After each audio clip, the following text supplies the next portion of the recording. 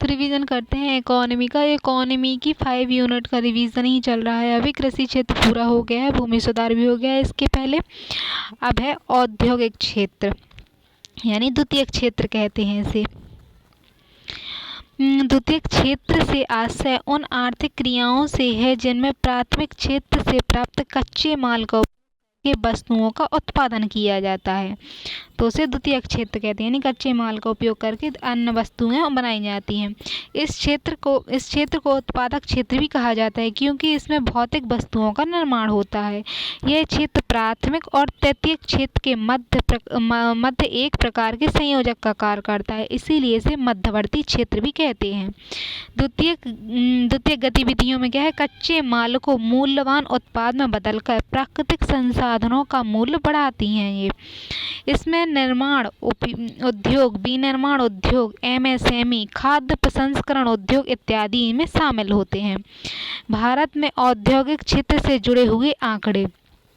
भारत में औद्योगिक जो क्षेत्र है उससे जुड़े हुए आंकड़े में केंद्रीय सांख्यिकी कार्यालय के अनुसार वित्त वर्ष 2024-25 में भारत के औद्योगिक क्षेत्र का भारत की कुल जीडीपी में हिस्सा 29.1%, यानी सांख्यिकी कार्यालय मंत्रालय उसके अनुसार बताया कि औद्योगिक क्षेत्र का कितना हिस्सा है जीडीपी में, तो जीडीपी में 29% योगदान है। और औद्योगिक क्षेत्र में 6.2% की वृद्धि हुई है। तो औद्योगिक क्षेत्र में क्या है, 6% की हुई है। केंद्रीय वाणिज्य और उद्योग मंत्रालय के अनुसार अप्रैल जून 2025 में कुल निर्यात जो करता है तो 210 बिलियन अमेरिकी डॉलर है, जिसमें औद्योगिक क्षेत्र का योगदान 53% है। यानी निर्यात जो करता है भारत कुल निर्यात का, तो 53% निर्यात औद्योगिक क्षेत्र से करता है और जीडीपी में 29% का योगदान करता है। फिर अवधि श्रम बल सर्वेक्षण के अनुसार रोजगार में औद्योगिक क्षेत्र का योगदान लगभग, औद्योगिक क्षेत्र रोजगार देता है तो रोजगार में 27.7% है। तो जीडीपी में 29% है, निर्यात में 53% है और रोजगार में 27% का योगदान देता है। अब है औद्योगिक क्रांति। तो औद्योगिक क्रांतियों ने विश्व में उद्योग के विकास की दिशा और दशा को निर्णायक रूप से प्रभावित किया है। यह मुख्यतः ब्रिटेन में प्रारंभ हुई और बाद में यूरोप अन्य देशों में विकसित हुई है। तो ब्रिटेन में प्रारंभ हुई थी औद्योगिक क्रांतियाँ और फिर अमेरिका में, फिर अन्य देशों में यूरोप के चली प्रचलित हुई। विकसित देशों में प्रभाव। तो तकनीकी अग्रता, यानी ब्रिटेन में जहां भाप इंजन से रेलवे और वस्त्र उद्योग का विकास हुआ, उत्पादन हुआ और निर्यात में वृद्धि हुई। नवीन औद्योगिक शहरों का विकास हुआ। ब्रिटेन जैसी अर्थव्यवस्थाएं औद्योगिक महाशक्ति के रूप में विकसित हो गई। तो ब्रिटेन जैसी अर्थव्यवस्थाएं औद्योगिक शक्ति के रूप में विकसित हो गई। भारत जैसे विकासशील देशों पर प्रभाव। भारत जैसा विकासशील देश है जो, तो भारत जैसे विकासशील देशों पर इसका क्या प्रभाव पड़ा, तो भारतीय हस्तशिल्प उद्योग नष्ट हो गए, यानी वस्त्र उद्योग का पतन हो गया। इससे भारत में हस्तशिल्प उद्योग नष्ट हो गए और उनका विदेशी माल भारत में आने लगा और वस्त्र उद्योगों का भारत के पतन हो गया। भारत कच्चे माल का आपूर्तिकर्ता और ब्रिटेन का बाजार बन गया। भारत में स्वतंत्र औद्योगिक विकास बाधित हुआ। 20वीं सदी में भारत ने औद्योगिक विकास की कोशिश की, परंतु औपनिवेशिक विरासत ने विलंब और विषमता पैदा कर दी। तो भारत में उपनिवेश के दौरान क्या है, उद्योग विकसित नहीं हो सके। ब्रिटेन जैसे देशों के लिए औद्योगिक क्रांति उनकी आर्थिक और तकनीकी श्रेष्ठता का आधार थी। उनकी यानी औद्योगिक क्रांति उनकी तकनीकी श्रेष्ठता का आधार थी, जिसने उन्हें औद्योगिक रूप से विकसित किया। उनके पास टेक्नोलॉजी अच्छी थी। यानी भारत में उपनिवेशिक शोषण ने औद्योगिक विकास को बाधित किया, क्योंकि अंग्रेजों का शासन था तो भारत में उद्योग विकसित नहीं हो सके। और स्वतंत्रता के बाद भारत ने प्रगति की, लेकिन औद्योगिक क्रांति का सीमित प्रभाव और औपनिवेशिक नीतियों ने उसके विकास को थोड़ा धीमा ही रखा। अब क्रांतियाँ किस तरह से हुई, तो पहली क्रांति लगभग 1760 से 1840 के बीच हुई। 1760 से 1840 में इसमें भाप इंजन बने, यांत्रिक बुनाई यानी यंत्रों के द्वारा बुनाई की मशीनें बन गईं। तो इसमें हस्तशिल्प से का प्रभाव था कि हस्तशिल्प से मशीन आधारित उत्पाद की ओर बदलाव हो गया। फिर दूसरी क्रांति हुई 1870 से 1914 के मध्य। तो इसने बिजली, असेंबली लाइन और रेलवे का विकास किया। पहले ने भाप इंजन का विकास किया, दूसरे में बिजली वाली लाइनें आ गई थी। तो इसने बड़े पैमाने पर उत्पादन किया और माल परिवहन में तीव्रता आई। तो उत्पादन बढ़ गया और माल का आवागमन भी बढ़ गया रेलवे के कारण। अब क्रांति तीसरी आई, तो ये 1980 के दशक में आई। तो इसने इलेक्ट्रॉनिक कंप्यूटिंग और ऑटोमेशन जैसे मतलब चीज़ें लाई। इलेक्ट्रॉनिक कंप्यूटर आ गए, तो उत्पादन का स्वरूप सूचना तकनीकी का विकास हुआ। तो इस युग में सूचना तकनीक विकसित होने लगी। फिर 4.0 21वीं सदी की क्रांति आई। तो इसने AI और robotics, big data, council computing, है ना, तो ये सारी लॉजिस्टिक, ये सारी चीज़ें विकसित की। और डिजिटल अर्थव्यवस्था, स्टार्टअप, सांस्कृतिक डेटा आधारित ये सारी चीज़ें लाई इस वाली क्रांति से। अब है औद्योगिक नीतियाँ। औद्योगिक नीति वह सांस्कृतिक नीति है जिसके अंतर्गत सरकार औद्योगिक क्षेत्र के विकास, विनिमय और प्रोत्साहन से संबंधित नियम, दिशा निर्देश और प्राथमिकताएं और नियोजन निर्धारित करती हैं। तो औद्योगिक नीतियाँ वह सरकारी नीतियाँ हैं जिसके अंतर्गत सरकार औद्योगिक क्षेत्र के विकास, विनिमय और संबंधित नियम, दिशा निर्देश और प्राथमिकताएं और योजनाएं निर्धारित करती हैं। इसका उद्देश्य औद्योगिक उत्पादन को बढ़ावा देना और रोजगार का सृजन करना तथा आर्थिक विकास को गति देना और तकनीकी प्रगति को प्रोत्साहित करना है। भारत में स्वतंत्रता के बाद से अब औद्योगिक नीतियों का निर्माण किया है जिसमें परिस्थितियों के अनुसार औद्योगिक विकास के लिए अलग अलग लक्ष्य भी निर्धारित किए गए हैं। तो वर्तमान में 6 औद्योगिक नीतियों के रूप में नई औद्योगिक नीति 1991 में लागू करी गई और यह नई औद्योगिक नीति 2023 का केवल मसौदा जारी, और फिर 2023 में क्या है, एक और नई औद्योगिक नीति आनी थी तो उसका मसौदा बस तैयार जारी किया गया है, अभी वो लागू नहीं हुई है। तो औद्योगिक नीति 1948 में क्या है, इसमें मिश्रित अर्थव्यवस्था की स्थापना हुई। सार्वजनिक और निजी क्षेत्र की भूमिका को परिभाषित किया गया। फिर 1986 में आई औद्योगिक नीति संकल्पना। इसने समाजवादी ढांचे पर आधारित भारतीय उद्योगों और सार्वजनिक क्षेत्र पर बल दिया, यानी भारी उद्योगों पर बल दिया इसने। फिर नीति 1973 आई, तो इसने उच्च माध्यमिकता वाले उद्योगों और क्षेत्रीय संतुलन पर ध्यान केंद्रित किया, यानी उच्च प्राथमिकता वाले उद्योग जो थे और क्षेत्रीय संतुलन पर भी ध्यान दिया।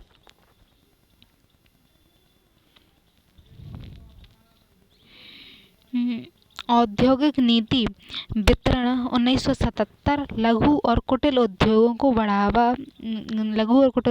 क्या हुआ, बढ़ावा और निजी क्षेत्र की भूमिका भी बढ़ाई गई। तो 1977 की जो नीति थी उसमें लघु और कुटीर उद्योगों को दिया गया ध्यान और इसमें निजी क्षेत्र की भूमिका बढ़ाई गई। 1980 में निर्यात उन्मुख उद्योग यानी निर्यात करने के उद्देश्य से बनाए गए और तकनीकी और आधुनिकीकरण पर बल दिया गया। 1980 की नीति थी। अब है नई औद्योगिक नीति 1991। तो वर्ष 1991 में भारत में नवीन आर्थिक सुधारों को अपनाया गया जिसके तहत भारत में उदारीकरण, निजीकरण, वैश्वीकरण अपनाया गया। इन नवीन आर्थिक सुधारों के बाद से ही औपचारिक रूप से व्यापक स्तर पर भारत में मिश्रित अर्थव्यवस्था की संकल्पना का अनुसरण किया गया। इन्हीं नवीन आर्थिक सुधारों के अंतर्गत सरकार ने नई औद्योगिक नीति 1991 को लागू की है। इसका उद्देश्य उदारीकरण, निजीकरण और वैश्वीकरण के लाभों को औद्योगिक क्षेत्र तक प्रसारित करना था। फिर नई औद्योगिक नीति के तहत सार्वजनिक क्षेत्र के एक अधिकार को कम किया गया, यानी इसमें उदारीकरण हो गया। तो सार्वजनिक क्षेत्र के जो थे उद्योग उनका कम किया गया और कई क्षेत्र जो पहले केवल सार्वजनिक क्षेत्र के ही थे आरक्षित थे उनके लिए, तो इसका निजी क्षेत्रों के लिए भी खोल दिए गए। केवल 8 रणनीतिक उद्योग जैसे रक्षा है, परमाणु ऊर्जा है आदि को सार्वजनिक क्षेत्र के लिए सुरक्षित रखा गया। तो 8 क्षेत्रों को रखा गया और बाकी का निजी क्षेत्रों के लिए खोल दिए गए। केवल सुरक्षा रणनीति छोड़ दिए गए और अनिवार्य और इसमें क्या हुआ, से सभी उद्योगों के लिए औद्योगिक लाइसेंस की अनिवार्यता भी समाप्त कर दी कि लाइसेंस की आवश्यकता नहीं है। इससे निजी क्षेत्र को अधिक स्वतंत्रता मिली और उद्यमिता को बढ़ावा मिला। तो निजी क्षेत्र को क्या हुआ, स्वतंत्रता मिल गई और उद्यमिता को बढ़ावा मिला। तो वर्तमान में केवल परमाणु रक्षा, विस्फोट, खतरनाक रसायन, तंबाकू उत्पाद जैसे उद्योगों के लिए लाइसेंस की अनिवार्य है। फिर उद्योगों पर नियंत्रण एवं निगरानी घटाया गया। उद्योग पर जो नियंत्रण निगरानी थी उसको घटाया गया और बाजार की स्वतंत्रता दी गई। सार्वजनिक क्षेत्र के घाटे वाले उपक्रम को बंद करने या निजी क्षेत्र को हस्तांतरित करने की प्रक्रिया शुरू हुई, यानी सार्वजनिक क्षेत्र के उद्योग जो घाटे में चल रहे थे उनको बंद कर दिया गया या निजीकरण कर दिया गया उनका, और विनिवेश की नीति को अपनाए गए हैं, यानी उसका स्वामित्व दूसरे निजी क्षेत्र को दे देना, तो विनिवेश किया। उद्योगों को प्रतिस्पर्धात्मक बनाने और गुणवत्ता सुधारने और अनुसंधान को प्रोत्साहित किया गया और विदेश प्रौद्योगिकी समझौते अर्थात विदेशी तकनीक के आयात को सरल बनाया गया कि विदेश में कौन सी तकनीक से होता है, तो विदेशी तकनीक की आयात को सरल बनाया गया और उसकी प्रौद्योगिकी को समझा गया। अब कई क्षेत्रों में स्वचालित मार्ग के तहत 100% तक का FDI की अनुमति दी, यानी कई क्षेत्र जो थे उद्योगों के उनमें 100% विदेशी निवेश को अनुमति दी गई। फिर औद्योगिक विकास में क्षेत्रीय असंतुलन को दूर करने के लिए पिछड़े क्षेत्रों में उद्योग स्थापित हुए, विशेष प्रोत्साहन की व्यवस्था की गई कि पिछड़े क्षेत्रों में भी उद्योग बनाए जाएं। एक विशेष अधिकार और प्रतिबंधात्मक व्यापार अधिनियम 1999 को शिथिल किया गया, जिससे बड़ी कंपनियों को विस्तार और विलय की स्वतंत्रता मिली। तो बड़ी कंपनियां जो थी उनके विलय करने की जो थी उसको स्वतंत्रता मिल गई। बाद में इस अधिनियम को प्रतिस्पर्धी अधिनियम 2002 के माध्यम से प्रतिस्थापित कर दिया गया। फिर आर्थिक सुधारों के सकारात्मक परिणाम, तो जो आर्थिक सुधार हुए उसके 1991 के उसके क्या परिणाम थे, तो भारत ने अपने सकल घरेलू उत्पाद के आकार और आर्थिक समृद्धि की दर में उल्लेखनीय वृद्धि, यानी GDP भारत का बढ़ा। फिर लाइसेंस राज को समाप्त करने से उद्योगों को स्वतंत्रता मिल गई, जिससे निजी क्षेत्र की भागीदारी बढ़ी और प्रतिस्पर्धा बढ़ी। फिर भारी उद्योगों ने गुणवत्ता और उत्पादकता में सुधार किया कि उनकी गुणवत्ता अच्छी होने लगी है, और व्यापार नीतियों ने उदारीकरण से निर्यात बढ़ा, जिससे भारत का विश्व व्यापार में योगदान बढ़ गया, यानी भारत विश्व में योगदान अब व्यापार करने लगा ज़्यादा। FDI को प्रोत्साहन से विदेशी पूंजी और प्रौद्योगिकी का प्रवाह बढ़ा, यानी विदेश की पूंजी भी भारत में आई और तकनीक भी अपनी लाई, जिससे औद्योगिक विकास को गति मिली। नई नीति ने GDP वृद्धि को बढ़ा दिया, यानी भारत की जो आर्थिक वृद्धि है उसको बढ़ाया और भारत को वैश्विक अर्थव्यवस्था में एकीकृत किया, यानी विश्व की जो अर्थव्यवस्था उसके साथ काम करने लगी। छोटे और मध्यम उद्योगों को प्रोत्साहन मिला, जिससे रोजगार सृजन हुआ। फिर PPP PPP के आधार पर भारत विश्व की तीसरी बड़ी अर्थव्यवस्था है, यानी परचेजिंग पीपल पैरिटी है जो उसके आधार पर भारत तीसरी अर्थव्यवस्था है। भारत की प्रति व्यक्ति आय लगभग 15 गुना बढ़ गई, यानी प्रत्येक व्यक्ति की जो आय है वो 15% तक बढ़ गई। आर्थिक सुधारों के नकारात्मक परिणाम, तो जो 91 के सुधार हुए उसके कुछ नकारात्मक परिणाम हुए, जिससे नई औद्योगिक नीति का लाभ मुख्य रूप से बड़े उद्योगों और शहरी क्षेत्रों को मिला, जिससे ग्रामीण क्षेत्र और छोटे उद्योग अपेक्षित रहे। FDI और आयात पर निर्भरता बढ़ने से स्वदेशी उद्योगों का दबाव पड़ा, तो जो स्वदेशी उद्योग थे उन पर दबाव पड़ा। तीव्र औद्योगिकरण के कारण पर्यावरण प्रदूषण और संसाधनों का अत्यधिक दोहन बढ़ा। तो तीव्र जो औद्योगिकरण था तो उसके कारण पर्यावरण प्रदूषण भी हुआ और संसाधन का दोहन भी बढ़ गया। संसाधन अधिक पर्यावरण के दूषित होने लगे और दोहन भी करने लगे लोग औद्योगिकरण के कारण।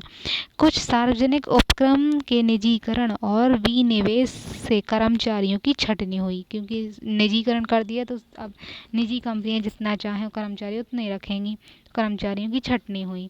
फिर लाभ के बजाय सामाजिक कल्याण करने वाले उपक्रम बंद होने लगे, यानी समाज कल्याण के लिए चल रहे थे वो उपक्रम थोड़ी बंद हुए और तकनीक और पूंजी के लिए विदेशों पर निर्भरता बढ़ी।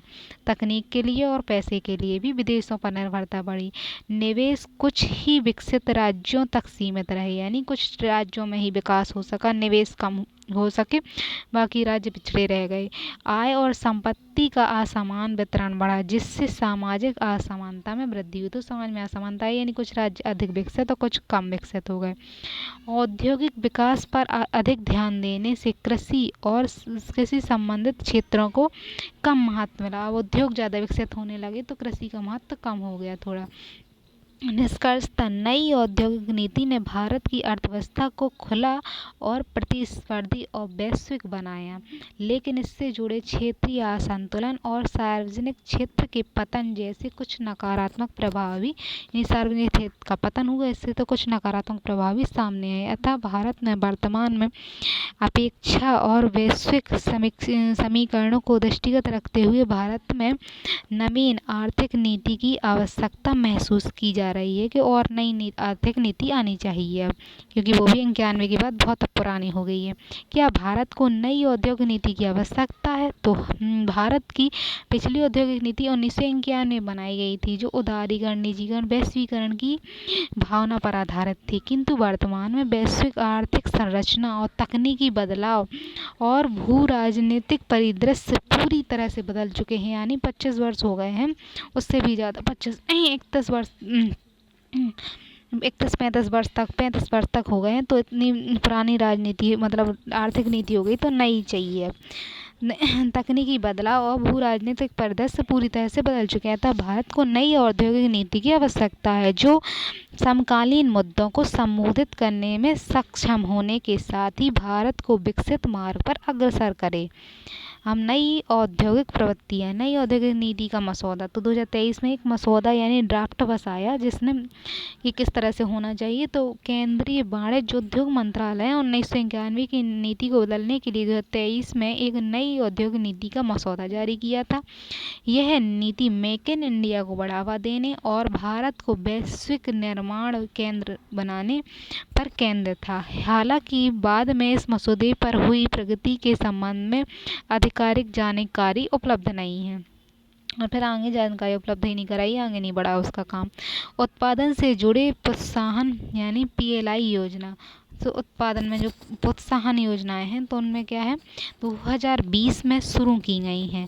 PLI योजना यानी प्रोत्साहन योजना जो 14 मुख्य क्षेत्रों में विनिर्माण को बढ़ावा देने के लिए वित्तीय प्रोत्साहन प्रदान करती हैं, यानी 14 क्षेत्रों को बढ़ाने के लिए पैसे के रूप में प्रोत्साहन करती हैं। यह योजना भारत की औद्योगिक नीति को परिपक्व बनाने की दिशा में महत्वपूर्ण कदम है, यानी औद्योगिक नीति परिपक्व हो जाए, जिसके बारे में हम अगली कक्षा में विस्तार से अध्ययन करते हैं।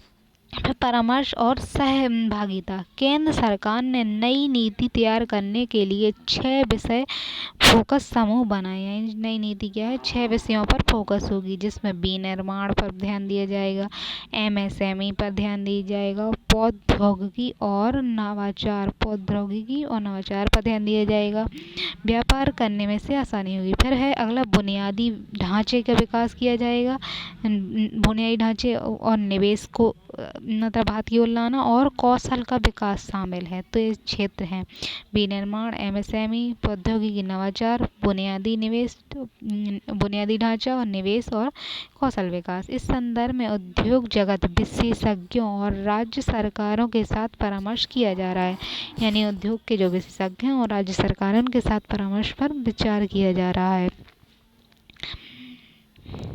अब है मिशन विनिर्माण 2026 में यानी 25-26 के केंद्रीय बजट में मिशन विनिर्माण की घोषणा की गई है, जिसका उद्देश्य विनिर्माण क्षेत्र को गति देना है, यानी विनिर्माण क्षेत्र को बढ़ाना है और रोजगार सृजन को बढ़ावा देना है। अब उद्योग 4.0 और डिजिटल परिवर्तन, यानी सरकार कृत्रिम बुद्धिमत्ता, एआई, मशीन लर्निंग और इंटरनेट ऑफ थिंग्स जैसे उन्नत तकनीकों को बढ़ावा दे रही है। इसमें सेमीकंडक्टर मिशन और डिजिटल इंडिया पहल इसके उदाहरण है। स्मार्ट कन्फ्यूसियरिंग और स्वचालन से उत्पादकता और दक्षता में वृद्धि हो रही है। तो 4.0 के तहत डिजिटल काम कर रही है। तो अन्य प्रवृत्तियाँ कैसी हैं? तो आत्मनिर्भर भारत अभियान के अंतर्गत सरकार का उद्देश्य आयात पर निर्भरता को कम कर देश के भीतर ही घरेलू विनिर्माण को बढ़ावा देना है, ताकि भारत आर्थिक रूप से आत्मनिर्भर बन सके। फिर मेक इन इंडिया 2.0 के माध्यम से 27 रणनीतिक क्षेत्रों में निवेश आकर्षित करने पर बल दिया जा रहा है कि मेक इन इंडिया जो है उसके तहत 27 रणनीतिक क्षेत्रों को में निवेश आकर्षित हो, निवेश बढ़े भारत में। फिर सरकार हरित ऊर्जा, इलेक्ट्रॉनिक वाहन, सौर और हरित हाइड्रोजन जैसे पर्यावरणीय दृष्टि के अनुकूल क्षेत्रों में निवेश को भी प्रोत्साहित कर रही है कि इन क्षेत्रों में भी निवेश बढ़े। फिर स्टार्टअप इंडिया और एमएसएमई सशक्तिकरण कार्यक्रम के माध्यम से सहायता देकर नवाचार आधारित उद्योगों को मजबूती दे रही, नवाचार पर आधारित उद्योग उनको मजबूती। फिर रक्षा और अंतर्राष्ट्रीय उत्पाद में निजी क्षेत्रों की भागीदारी को अनुमति देकर सरकार इन रणनीतिक क्षेत्रों में आत्मनिर्भरता को सशक्त बना रही है।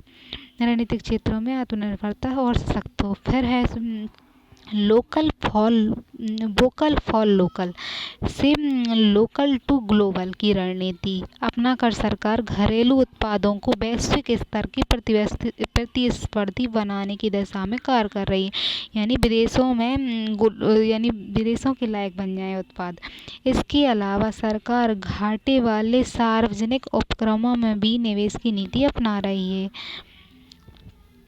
अब विनिवेश क्या है? तो वह प्रक्रिया है जिसमें सरकार अपने स्वामित्व वाली सार्वजनिक उपक्रमों में से आंशिक या पूर्ण हिस्सेदारी निजी क्षेत्र को बेच देती है। तो इसमें आंशिक या पूर्ण हिस्सेदारी सरकार निजी क्षेत्र को बेच देती है। सरकार राजकोषीय बोझ को कम करने या विशिष्ट आवश्यकताओं को पूरा करने के लिए धन जुटाने के लिए विनिवेश का विकल्प अपनाती है। रणनीति विनिवेश यानी इसमें क्या है? सार्वजनिक क्षेत्र की इकाई के शेयर के साथ ही प्रबंधन और नियंत्रण को भी हस्तांतरित कर देती है, यानी क्षेत्र को सौंप देती है, उसका नियंत्रण भी। दूसरे शब्दों में रणनीतिक विनिवेश में स्वामित्व और नियंत्रण को किसी निजी क्षेत्र की इकाई को स्थानांतरित कर दिया जाता है। इस प्रकार साधारण विनिवेश के विपरीत रणनीतिक विनिवेश एक प्रकार का निजीकरण है, यानी पूरी तरीके से निजी क्षेत्र को सौंप देना है। निवेश और विनिवेश में क्या अंतर है? तो निवेश में पूंजी को किसी परियोजना या उद्योग में लगाया जाता है ताकि भविष्य में उसका लाभ अर्जित किया जा सके, जबकि विनिवेश में पहले से मौजूद संपत्ति की हिस्सेदारी बेच दी जाती है और उससे पैसा वापस ले लिया जाता है, पैसे मिल जाता है उस व्यक्ति को जो बेचता है।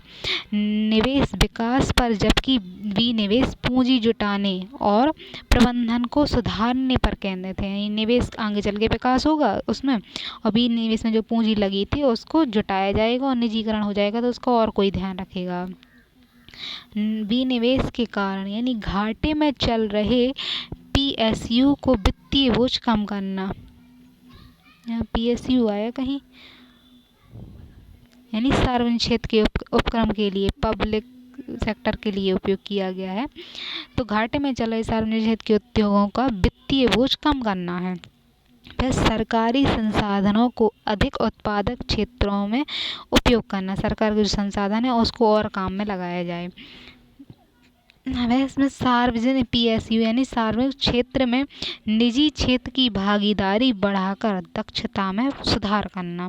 निजी क्षेत्र की भागीदारी बढ़ाई जाए तो निजी क्षेत्र उसमें और अच्छे से काम कर पाएगा, उसकी दक्षता सुधरेगी। विनिवेश के क्या उद्देश्य हैं?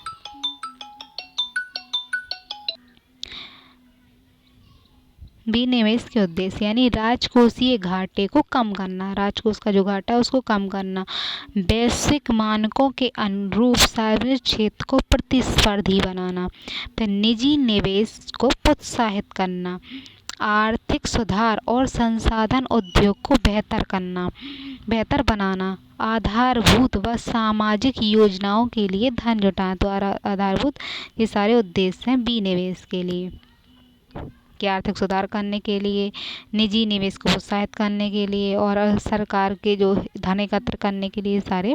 विनिवेश के सकारात्मक प्रभाव, तो विनिवेश के सकारात्मक प्रभाव है कि सरकार के राजस्व में वृद्धि होती है, यानी बुनियादी ढांचे और कल्याणकारी योजनाओं के लिए धन अधिक निवेश, तो विनिवेश से क्या हो, सरकार को धन मिल जाता है। फिर घाटे में चल रहे सार्वजनिक क्षेत्र का सुधार भी हो जाता है निजीकरण से, पूंजी और दक्षता में वृद्धि हो जाती है, जो उसको चाहिए होती है सरकार उसको नहीं दे पाती तो निजी क्षेत्र उसमें लगाता है और पूंजी और दक्षता में उसकी वृद्धि हो जाती है। बाजार में प्रतिस्पर्धा में वृद्धि हो जाती है, उसकी बाजार के अनुसार बन जाता है वो। और सार्वजनिक क्षेत्र के उद्यम जो है वैश्विक मानकों के अनुरूप एकीकरण हो जाता है, उसका वैश्विक के मानकों के अनुरूप बन जाते हैं वो। विनिवेश के नकारात्मक प्रभाव, तो रोजगार की असुरक्षा यानी कर्मचारियों की छटनी हो जाती है वहाँ जो काम करते होते हैं। फिर निजी एक अधिकार की संभावना, यानी निजी एक अधिकार, निजी लोग में क्या है कि एक व्यक्ति का अधिकार हो सकता है उस कंपनी पर, तो एक अधिकार हो जाएगा। सार्वजनिक हितों की उपेक्षा की संभावना है। फिर निजी कंपनियों को लाभ का हस्तांतरण, जिससे धन का आसान वितरण संभव हो जाएगा, तो निजी कंपनियों को लाभ का हस्तांतरण दिया जाएगा जिससे धन असमान वितरण होगा, यानी उच्च लोगों को ज़्यादा धन मिलेगा और निम्न लोगों को उसका लाभ नहीं मिल पाएगा। फिर विनिवेश समस्या का स्थायी समाधान नहीं है, तो विनिवेश करना किसी समस्या का स्थायी समाधान तो है ही नहीं, उसमें और सुधार करना चाहिए। सरकार को क्या करना चाहिए, तो सरकार को विनिवेश के साथ देश में निजी क्षेत्रों को बढ़ावा देने के लिए व्यवसाय की लागत में कमी लाने पर विशेष ध्यान देना चाहिए, यानी सरकार को विनिवेश करना है तो निजी क्षेत्र को बढ़ावा देने के लिए उसने क्या करना चाहिए, व्यवसाय की लागत जो है उसको कम करने चाहिए, विशेष ध्यान देना चाहिए और अनुकूल नीतियों का निर्माण करना चाहिए कि उसमें धन कम लगे और अच्छे से कंपनी चल सके। तो साथ ही सरकार को निजी क्षेत्र की आवश्यकताओं और सरकार की नीतियों के बीच समन्वय स्थापित करने का प्रयास करना चाहिए कि सरकारी क्षेत्र की नीतियाँ किस तरह से हैं और प्राइवेट कैसी हैं। फिर सार्वजनिक क्षेत्र के उद्योग, तो सार्वजनिक क्षेत्र के कौन कौन से उद्योग होते हैं, सार्वजनिक क्षेत्र के उद्योग ऐसे उद्योग होते हैं जिनमें सरकार की हिस्सेदारी 51% या उससे अधिक की होती है। यह उद्योग सरकार के स्वामित्व और नियंत्रण में होते हैं और आर्थिक विकास, रोजगार का सृजन और सामाजिक कल्याण को बढ़ावा देने पर केंद्रित होते हैं, यानी रोजगार भी मिले जनता को, आर्थिक विकास भी हो, समाज का कल्याण हो, तो इन कार्यों पर होते हैं। यह उद्योग निजी लाभ अर्जित करने को अधिक प्राथमिकता नहीं देते, यानी लाभ कमाना नहीं है इनका उद्देश्य। इन उद्योगों का मूल उद्देश्य अधिकतम लोक कल्याण करना है। फिर सार्वजनिक क्षेत्र के उद्योग जो हैं उनके प्रकार कैसे हैं, तो भारत में सार्वजनिक क्षेत्र के उद्योगों को निम्नलिखित प्रकारों में वर्गीकृत किया गया है। केंद्रीय सार्वजनिक क्षेत्र के उद्यम केंद्र सरकार के स्वामित्व और नियंत्रण वाले होते हैं, एनटीपीसी, यानी इन्हें सीपीएसई कहते हैं। फिर राज्य सार्वजनिक क्षेत्र के उद्यम एसपीएसई कहते हैं, राज्य सरकारों के स्वामित्व में होते हैं, जैसे यूपी पावर, तो यूपी पावर कॉरपोरेशन लिमिटेड। फिर सार्वजनिक क्षेत्र के बैंक और वित्तीय संस्थान, सरकारी बैंक और वित्तीय संस्थानों को भी सार्वजनिक माना जाता है, सार्वजनिक उद्योग माना जाता है, जैसे एसबीआई है, पंजाब नेशनल बैंक है, तो ये सार्वजनिक क्षेत्र के हैं। फिर विभागीय उद्यम सरकार के मंत्रालयों या विभागों के द्वारा संचालित, जैसे भारतीय रेलवे, डाक विभाग, तो ये सार्वजनिक क्षेत्र के हैं। फिर संघ संघ लोक सेवा आयोग द्वारा आयोजित सिविल सेवा परीक्षा के दृष्टिकोण से केंद्र सार्वजनिक क्षेत्र के उद्योगों के बारे में जानकारी प्राप्त करना पर्याप्त है। और राज्य लोक सेवा आयोग के संदर्भ में राज्य सार्वजनिक क्षेत्र के उद्योगों की सूची को ये सब पढ़ना जानना चाहिए। अब केंद्रीय सार्वजनिक क्षेत्र के उद्यम, तो केंद्र में क्या है, केंद्र सरकार द्वारा स्थापित और नियंत्रित होते हैं। केंद्र सरकार स्थापित भी करती है, उसको नियंत्रित भी करती है। उद्देश्य क्या है, तो सामाजिक कल्याण, आर्थिक विकास करना, समाज का कल्याण करना, आर्थिक विकास करना और रणनीतिक लक्ष्यों को प्राप्त करना। 51% हिस्सेदारी केंद्र की होती है। केंद्र सरकार के विभिन्न मंत्रालयों और विभागों के अधीन काम करते हैं। फिर CAG या सार्वजनिक उपक्रम जैसी संसदीय समितियों के माध्यम से नियमित लेखा और परीक्षण किया जाता है। जो लेखा महापरीक्षक होते हैं CAG, तो वो क्या करते हैं, इन समितियों उनका लेखा परीक्षण करते हैं।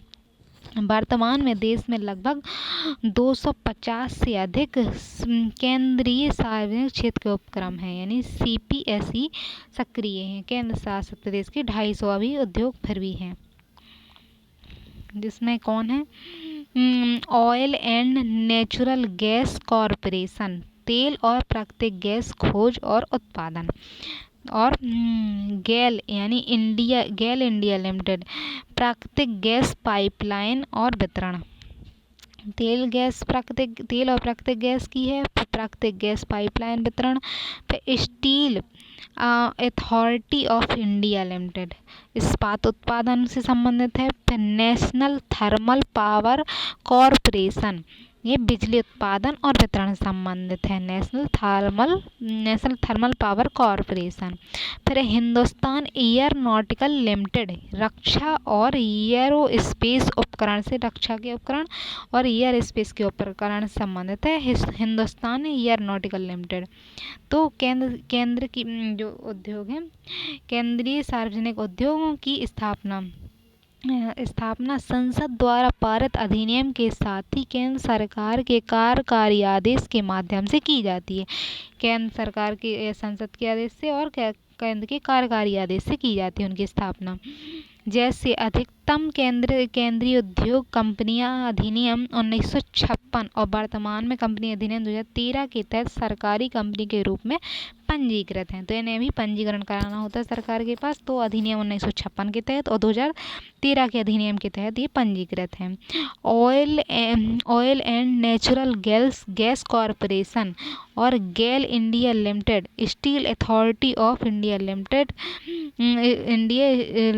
ये वाली सब चीज़ें हैं, जिसमें जो कुछ केंद्रीय उद्योग को विशेष रूप से संसद द्वारा पारित और विशिष्ट अधिनियम के तहत स्थापित किया जाता है।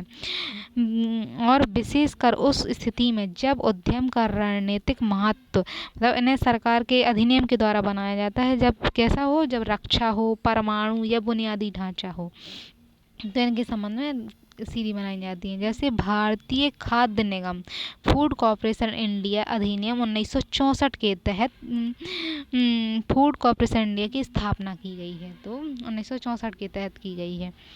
फिर भारतीय विमानपत्तन प्राधिकरण अधिनियम 1994 के तहत इसकी स्थापना की गई है, विमानपत्तन प्राधिकरण। फिर मिनीरत्न, नवरत्न और महारत्न, ये कंपनियां प्रकार में होती हैं, तीनों प्रकार की। तो केंद्र की कंपनियां, केंद्रीय उद्योगों की वे कंपनियां जिन्हें मिनीरत्न, नवरत्न और महारत्न का दर्जा केंद्र सरकार द्वारा उनके वित्तीय प्रदर्शन, स्वायत्तता यानी स्वतंत्रता जो उनकी होती है कंपनियों की आवश्यकता और रणनीतिक महत्व के आधार पर प्रदान किया जाता है। यह व्यवस्था केंद्रीय भारी उद्योग मंत्रालय और सार्वजनिक उद्यम विभाग द्वारा संचालित होती है। तो ये व्यवस्था उन्हें दर्जा दिया जाता है। तो ये व्यवस्था कहाँ से संचालित होती है, केंद्रीय भारी उद्योग मंत्रालय के तहत संचालित होती है ये व्यवस्था। वर्ष 1997 में शुरू हुई, फिर वर्ष 1997 में शुरू हुई सार्वजनिक क्षेत्र को अधिक कुशल, प्रतिस्पर्धी और लाभ कमाने वाले सार्वजनिक क्षेत्र के उद्यमों का अधिक स्वायत्तता और शक्तियां प्रदान करने के नीतिगत उद्देश्य से प्रारंभ की गई। यानी उन्हें स्वायत्तता अधिक दे, उन्हें शक्तियां अधिक दे, उनका प्रतिस्पर्धी बनाए और लाभ भी अच्छा कमा सकें, इसलिए उन्हें दर्जा दिया जाता है। तो मिनी रत्न की श्रेणी जो है यानी केंद्रीय उद्योग द्वारा CPSE द्वारा यानी केंद्रीय उद्योगों द्वारा पिछले 3 वर्ष में लगातार लाभ अर्जित किया गया हो, 3 वर्षों से लाभ अर्जित कर रहा हो और 3 वर्षों में एक बार या कम से कम 30 करोड़ रुपए की शुद्ध लाभ उसने अर्जित की हो। यानी 3 साल में कम से कम एक बार तो उसने 30 करोड़ रुपए अर्जित की हो। फिर है निवल संपत्ति, इसकी श्रेणी 2 है, दो ही बनाई गई। तो निवल संपत्ति सकारात्मक हो, सरकार की बजटीय समर्थन पर निर्भरता नहीं है, यानी सरकार के बजट पर निर्भर नहीं हो, अपना उद्योग धंधा खुद चलाती हो और संपत्ति इसकी सकारात्मक हो यानी हमेशा बढ़ती हो और निवल संपत्ति भी सकारात्मक हो तो उसे मिनी रत्न का दर्जा मिलेगा। नवरत्न का दर्जा प्राप्त होने के लाभ, तो केंद्रीय प्राधिकरण से अनुमोदन की आवश्यकता के बिना, यानी केंद्रीय प्राधिकरण है जो केंद्र में बनाया होगा, तो उसकी आवश्यकता के बिना 1000 करोड़ तक के महत्वपूर्ण निवेश निष्पादित करने का अधिकार है। तो प्राधिकरण जब अनुमोदन करेगा तो उसे क्या करेगा, बिना किसी की आवश्यकता अगर वो मिनी नवरत्न का दर्जा प्राप्त कर ली तो उसके बाद उसे 1000 करोड़ तक का रुपए तक का निवेश खुद करने की अधिकार होंगे। वह प्रति वर्ष अपनी नेट वर्थ का 30% तक आवंटित करने की अनुमति है, यानी अपनी जो जितनी उसे प्राप्त होती है प्रति वर्ष नेट मतलब उत्पादन, तो उसे उसका 30% तक वो अपना बांट सकती है, आवंटित कर सकती है, अनुमति है और 1000 करोड़ रुपए से कम रहे। लेकिन वो फिर संयुक्त उद्योग हैं जो उस उद्यमों में भाग लेने और साझेदारी बनाने एवं विदेशी सहायता कंपनियां स्थापित करने का उसे विकल्प होता है कि वो कुछ भी करे, संयुक्त उद्योग बनाए, किसी से के साथ साझेदारी करे या विदेश में अपनी कंपनियां स्थापित करे तो उसे मतलब छूट होती है। फिर नवरत्न वर्ष 1997 में शुरू हुआ। फिर केंद्रीय उद्योग की पहचान करना जो तुलनात्मक रूप से अधिक लाभप्रद स्थिति में हो, ऐसी कंपनियां जो बहुत ज़्यादा लाभ कर रही हों, होने के साथ ही वैश्विक स्तर पर पहचान बनाने की योग्यता रखते हों, तो यानी विश्व में पहचान बनाने की अपनी योग्यता रखती हों और ऐसे ने क्या हो मिनी श्रेणी के तहत रखा गया हो, तो मिनी रत्न की श्रेणी के तहत भी उन्हें आना चाहिए, तभी वो नवरत्न बनेगी। पिछले 5 वर्षों में से 3 वर्षों में समझौता ज्ञापन प्रणाली के तहत उत्कृष्ट या बहुत अच्छी रेटिंग उसने प्राप्त की हो, यानी उसको बहुत अच्छा लाभ हो, बहुत अच्छे से चल रही हो तो अच्छी रेटिंग मिली हो उसे। 6 प्रदर्शन मापदंडों में 60 या उससे अधिक का समग्र स्कोर हो, उसने जो मापदंड 6 ये बनाए गए उनको उसका स्कोर जो उसका रिजल्ट है वो 60% से अधिक हो।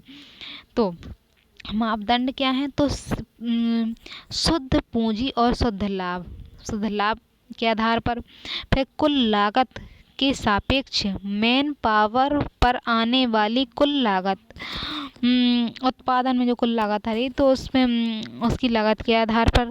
फिर इसमें तीसरा है मूल्य ह्रास के पहले कंपनी का लाभ, यानी जब मूल्य ह्रास हुआ तो उस समय कंपनी का लाभ कितना था। फिर वर्किंग कैपिटल पर लगा टैक्स और व्यय, यानी जो आपने उत्पादन किया तो उस पर जो कैपिटल लगी यानी पैसा लगा उसका टैक्स और ब्याज सब जोड़ेंगे। फिर ब्याज भुगतान से पहले लाभ और कुल बिक्री पर लगा कर, यानी बिक्री करने पर कितना कर लगा, फिर आपको कितना पहले से कितना लाभ हुआ, प्रति शेयर की कीमत कितनी है और अंतर क्षेत्रीय प्रदर्शन कैसा है। तो इन 6 सारे मापदंड हैं, तो इनके आधार पर उसका रेटिंग दी जाती है। अब है महारत्न, तो योजना की घोषणा वर्ष 2009 में किंतु औपचारिक शुरुआत वर्ष 2010 में हुई। तो महारत्न जो कंपनी है उसकी घोषणा 2009 में हुई, औपचारिक शुरुआत 2010 में हुई। उद्देश्य है कि सार्वजनिक क्षेत्र के उद्यमों को अधिक स्वायत्तता, तेजी से निर्णय लेने की क्षमता और बड़े निवेश करने की स्वतंत्रता प्रदान करना है। तो पहले से ही उसे नवरत्न का दर्जा प्राप्त हो, तभी वो महारत्न बनेगी। और विगत 3 वर्षों तक उसका वार्षिक लाभ 50,000 मतलब 500 करोड़ से अधिक रहा हो। उसका लाभ इतना हो कि 500 से करोड़ को पार कर गया हो। विगत 3 वर्षों में उसने औसत वार्षिक नेटवर्क जो है वो 1500 करोड़ 15,000 करोड़ से अधिक रहा। उसका 3 वर्ष का औसत जो 3 वर्ष का पूरा लाभ है वो 15,000 करोड़ रहा हो, और हर साल में लगभग औसत 5,000 करोड़ तो रहे ही हो। तो वह 3 वर्षों का औसत वार्षिक नेट ओवर 25 करोड़ से अधिक हो, तो इस आधार पर उसे महारत्न का दर्जा दिया जाता है। महत्वपूर्ण वैश्विक उपस्थिति यानी विश्व में उसकी अंतर्राष्ट्रीय संचालन होना चाहिए। विश्व में उसकी उपस्थिति भी हो, अंतर्राष्ट्रीय संचालन भी होना चाहिए। फिर सेबी के नियमों के तहत न्यूनतम निर्धारित सार्वजनिक शेयरधारिता के साथ भारतीय स्टॉक एक्सचेंज की सूची में हो, यानी भारत की स्टॉक एक्सचेंज की सूची में हो। यही वर्गीकरण केंद्रीय मंत्रालय और सार्वजनिक उद्यम विभाग द्वारा संचालित होते हैं। यह दर्जा इसलिए दिया जाता है ताकि ऐसी कंपनियां जो वित्तीय रूप से मजबूत, लाभ में और अच्छा प्रदर्शन कर रही हैं, उन्हें व्यावसायिक गतिविधियों में अधिक स्वतंत्रता दी जा सके।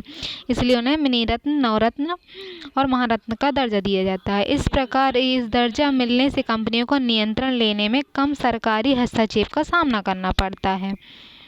अब है, हर श्रेणी के दर्जे के साथ कंपनियों को अलग अलग वित्तीय अधिकार और प्रशासनिक स्वायत्तता मिलती है। जैसे मिनी रत्न 1 में अगर है तो उसे 500 करोड़ रुपए तक की परियोजनाओं में निवेश कर सकती हैं। मिनी रत्न 2 में 300 करोड़ रुपए तक की परियोजनाओं में निवेश कर सकती हैं।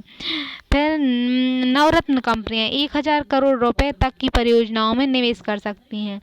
संयुक्त उद्यम बनाने की स्वतंत्रता और स्वचालन में लचीलापन। फिर महारत्न कंपनियां क्या हैं? महारत्न कंपनियां 5,000 रुपए तक की परियोजनाओं में निवेश करने की स्वतंत्रता है। संयुक्त उद्यम बनाने या विदेशी कंपनियों में निवेश करने की छूट है। तो संयुक्त उद्यम बनाने की और विदेशी कंपनियों में निवेश करने की उन्हें छूट है। शीर्ष स्तर के प्रबंधन और निर्णयों में अधिक स्वतंत्रता मिलती है। शीर्ष स्तर के जो प्रबंधन होते हैं उनमें निर्णय में अधिक स्वतंत्रता उन्हें मिलती है महारत्न की कंपनियों को। अब है, वर्ष 1997 में मिनी रत्न जो है तो वर्ष 1997 में शुरू हुई। सार्वजनिक क्षेत्र को अधिक कुशल, प्रतिस्पर्धी बनाने और लाभ कमाने वाले सार्वजनिक क्षेत्र के उद्यमों को अधिक स्वायत्तता तथा शक्तियां प्रदान करने के नीतिगत उद्देश्य से प्रारंभ हुई। सीपीई यानी सार्वजनिक क्षेत्र के जो उद्यम हैं, केंद्रीय सार्वजनिक क्षेत्र के उद्यम, तो उद्योगों द्वारा पिछले 3 वर्ष से लगातार लाभ अर्जित किया हो और 3 वर्षों में एक बार भी 30 करोड़ रुपए की स्वतः लाभ अर्जित की हो। ये पहली बार पढ़ चुके हैं मिनी रत्न के बारे में ये सारी बातें। और निवल संपत्ति सकारात्मक हो और बजटीय समर्थन पर निर्भर ना हो। फिर नवरत्न के बारे में भी पढ़े हैं कि नवरत्न कहा तो उन्हें मिनी रत्न का दर्जा पहले मिल चुका हो। पिछले 5 वर्षों में 5 वर्ष में से 3 वर्ष जो है में समझौता ज्ञापन प्रणाली के तहत उन्हें अच्छी रैंक मिली हो, यानी उत्कृष्ट या बहुत अच्छी रैंक प्राप्त हुई हो। 6 प्रदर्शन मापदंड बताए थे तो 60 या उससे अधिक का समग्र स्कोर प्राप्त किया हो, जैसे शुद्ध पूंजी लाभ, कुशल लागत, कुल लागत है, और फिर मूल ह्रास या कैपिटल पर टैक्स, ब्याज भुगतान से पहले लाभ, और प्रति शेयर की उसकी कीमत कितनी है, और अंतर श्रेणी प्रदर्शन कितना है, इन सब के आधार पर। फिर महारत्न तो योजना की घोषणा 2009 में हुई थी। इसे औपचारिक शुरुआत 2010 में महारत्न की हुई। तो देश केंद्रीय जो सार्वजनिक क्षेत्र के उद्यम हैं उनको अधिक स्वायत्तता, तेजी से निर्णय लेने की क्षमता और बड़े निवेश करने की स्वतंत्रता देने के लिए इनके मापदंड के महारत्न के नवरत्न का दर्जा उन्हें प्राप्त होना चाहिए। और पिछले 3 वर्ष के दौरान उनकी 25,000 करोड़ रुपए से अधिक का औसत कारोबार हो। पिछले 3 वर्ष के दौरान औसत वार्षिक निवल संपत्ति 1500 करोड़ रुपए से अधिक हो। पिछले 3 वर्ष के दौरान कर के बाद औसत वार्षिक शुद्ध लाभ जो है 500 करोड़ रुपए से अधिक हो। 3 वर्ष के दौरान उनका जो औसत वार्षिक शुद्ध लाभ है 1 साल का, तो 500 करोड़ रुपए से अधिक होना चाहिए। सेबी विनियमन के तहत क्या है, न्यूनतम निर्धारित सार्वजनिक शेयरधारिता के साथ भारतीय स्टॉक एक्सचेंज में सूचीबद्ध भी हों और अंतर्राष्ट्रीय स्तर पर उनका वैश्विक उपस्थिति हो, महत्व हो। निजी क्षेत्र के उद्योग, तो निजी क्षेत्र के उद्योग वह उद्योग हैं जो व्यक्तियों या समूहों या निजी कंपनियों द्वारा स्वामित्व और वित्त पोषित होते हैं और संचालित होते हैं, यानी निजी क्षेत्र के व्यक्ति चलाते हैं। यह उद्योग लाभ कमाने के उद्देश्य से कार्य करते हैं। इनका प्रबंधन निजी व्यक्ति और साझेदारी के द्वारा भी होता है, तो साझेदारी या निगम द्वारा किया जाता है, तो वो निजी क्षेत्र के उद्योग होते हैं। अब ये सारी बातें इसमें क्रॉस में पढ़ चुके हैं, यानी निजी क्षेत्र के उद्योग निधि, तो यही है कि निजी क्षेत्र के उद्योग साझेदारी या निगम द्वारा किए जाते हैं। भारत में निजी क्षेत्र के उद्योगों को छोटे पैमाने के व्यवसायों से लेकर बड़े बहुराष्ट्रीय निगम शामिल हैं, जैसे टाटा, रिलायंस और HDFC के बैंक इत्यादि। फिर निजी व्यक्तियों साझेदारी या शेयरधारकों के पास इनका स्वामित्व होता है, तो इनकी विशेषताएं हैं ये, इनका जो स्वामित्व है वो शेयरधारकों के पास होता है, निजी व्यक्तियों के पास होता है। मुख्य उद्देश्य इनका लाभ अर्जित करना और व्यवसाय का विस्तार करना है। प्रबंधन और निर्णय की प्रक्रिया निर्देशक मंडल द्वारा नियंत्रित होती है। इनका जो निर्देश करने वाला मंडल बनाया जाता है, तो निर्णय की प्रक्रिया उन्हीं के द्वारा होती है। बाजार की मांग और प्रतिस्पर्धा के आधार पर त्वरित निर्णय लेने की क्षमता होती है। नवाचार, प्रौद्योगिकी और लागत दक्षता पर बल। फिर निजी निवेश यानी बैंक, ऋण और शेयर बाजार के माध्यम से वित्त पोषण किया जाता है। निजी क्षेत्र के उद्योगों की स्थापना हेतु उत्तरदायी कारक, तो आर्थिक सुधार होता है 1991 का, यानी उदारीकरण, निजीकरण, वैश्वीकरण नीतियों ने निजी क्षेत्र के लिए अवसर खोल दिए हैं। फिर बाजार की मांग, बढ़ती जनसंख्या और मध्यम वर्ग की क्रय शक्ति ने उपभोक्ता वस्तुओं और सेवाओं की मांग बढ़ा दी है। प्रौद्योगिकी और नवाचार, तो तकनीकी प्रगति और डिजिटल क्रांति ने स्टार्टअप और तकनीकी उद्योगों को बढ़ा दिया है। नई तकनीक आई है, डिजिटल क्रांति, तो तकनीकी उद्योग बढ़ गए हैं। अब सरकारी नीतियां, तो make in India, startup India और उद्यमिता को बढ़ावा देने वाली इस प्रकार की अन्य योजनाओं ने निजी उद्योगों की स्थापना को प्रोत्साहित किया है। निजी पूंजी उपलब्धता, यानी व्यावसायिक और निजी बैंक पूंजी प्रवाह का समर्थन करें, यानी निजी बैंक हैं, जो निजी बैंक आ गए हैं तो उनसे पूंजी का प्रवाह उन्हें मिल गया है। विदेशी निवेश, यानी प्रत्यक्ष विदेशी निवेश, FDI की उदार नीतियों ने क्या किया है, भारत की उदार नीतियों ने निजी क्षेत्र को प्रोत्साहित किया। यानी उद्यमिता की भावना, यानी युवा उद्यमियों और नवाचार की संस्कृतियों ने निजी क्षेत्र के विकास को गति दी है। तो उद्यमिता की भावना में क्या है, उद्यमियों और नवाचार की संस्कृति ने निजी क्षेत्र के उद्योगों के विकास की गति दी है, निजी क्षेत्र के उद्योग विकसित हुए हैं। अब कोर उद्योग और सूक्ष्म उद्योग, सूक्ष्म, लघु, मध्यम उद्योग होते हैं। 2 प्रकार के उद्योग हैं। तो कोर उद्योग, जिन्हें आधारभूत उद्योग भी कहा जाता है, वे उद्योग हैं जो अर्थव्यवस्था के आधार प्रदान करते हैं और अन्य उद्योगों के लिए कच्चा माल, ऊर्जा, बुनियादी सेवाएं प्रदान करते हैं। ये उद्योग आर्थिक विकास, औद्योगिकरण के लिए महत्वपूर्ण होते हैं। भारत में कोर उद्योगों का निर्धारण औद्योगिक नीति और आर्थिक योजना के तहत किया जाता है। तो कोर उद्योगों का निर्धारण क्या, उद्योगों की नीति के अनुसार किया जाता है। अब है ठोस कोर उद्योग, जिन्हें औद्योगिक उत्पादन सूचकांक IIP में शामिल किया जाता है। कोयला, कच्चा तेल, प्राकृतिक गैस, रिफाइनरी उत्पादक, उर्वरक और इस्पात, सीमेंट और बिजली, ये 8 प्रकार के उद्योगों में आते हैं। यह उद्योग भारत की अर्थव्यवस्था की रीढ़ की हड्डी माने जाते हैं। इनका योगदान औद्योगिक उत्पादन सूचकांक में 40% है। सूक्ष्म, लघु और मध्यम उद्योग। सूक्ष्म उद्योग बहुत छोटे व्यवसाय जिनमें निवेश और कारोबार का स्तर बहुत कम होता है। उदाहरण के लिए छोटी दुकानें, हस्तशिल्प और घरेलू उत्पादन इकाइयाँ। लघु उद्योग मध्यम आकार के व्यवसाय जो सूक्ष्म से बड़े होते हैं लेकिन कभी भी सीमित मशीनरी या कर्मचारियों के साथ काम करते हैं। उदाहरण के लिए छोटे कारखाने। तो छोटे उद्योग छोटे रूप में कार्य करते हैं, सूक्ष्म से लेकर बड़े होते हैं वो। अब मध्यम उद्योग, तो इनका आकार लघु उद्योगों से बड़ा होता है जिसमें अधिक निवेश, कर्मचारी और उत्पादन क्षमता होती है। उदाहरण के लिए मध्यम स्तर की फैक्ट्रियां होती हैं, तकनीकी सेवा प्रदान की जाती हैं उनमें। अब है एमएसएमई की वर्तमान परिभाषा। तो एमएसएमई का विनियमन सूक्ष्म, लघु, मध्यम उद्योग विकास अधिनियम 2006 के तहत किया जाता है। अब है सूक्ष्म, यानी 2.5 करोड़ रुपए से अधिक नहीं होता, और लघु उद्योग 26 करोड़ रुपए से अधिक नहीं है, और मध्यम उद्योग यानी 126 करोड़ रुपए से अधिक का उसमें उत्पादन नहीं होता है। अब है इसमें 1 अप्रैल 2025 को लागू नई परिभाषा यानी संयंत्र, मशीनरी, उपकरण में निवेश और वार्षिक टर्नओवर यानी वर्ष भर में कितना आपने कमाया है मुनाफा के आधार पर तय की गई हैं। तो नई परिभाषा है वार्षिक टर्नओवर के आधार पर तय गई है और निवेश के आधार पर कि मशीन कैसी है, उपकरण कैसे हैं और ये सब।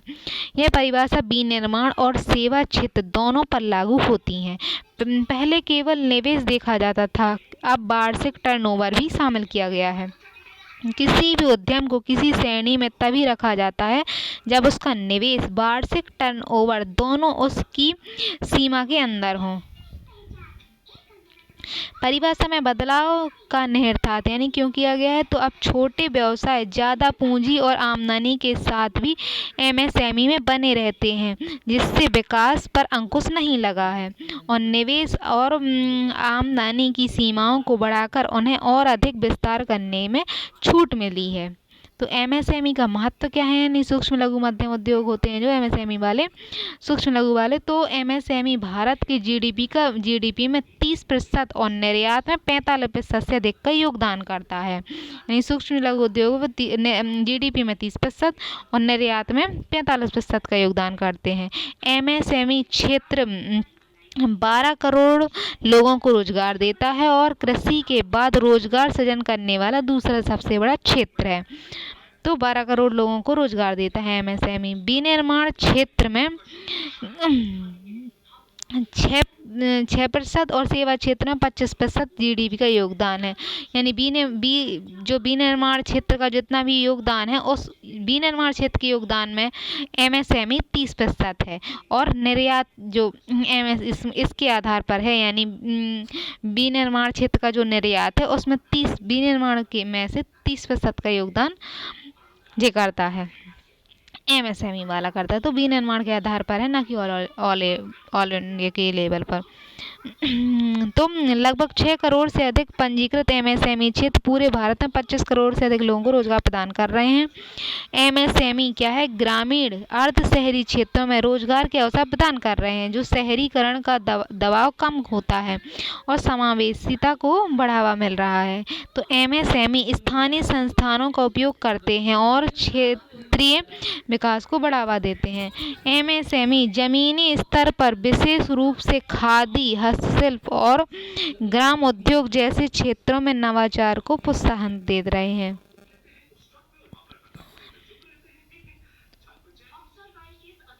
अब है एमएसएमई बड़े उद्योगों के लिए कच्चे माल और मध्यवर्ती वस्तुओं की आपूर्ति करके औद्योगिक समूहों का महत्वपूर्ण हिस्सा बनते हैं।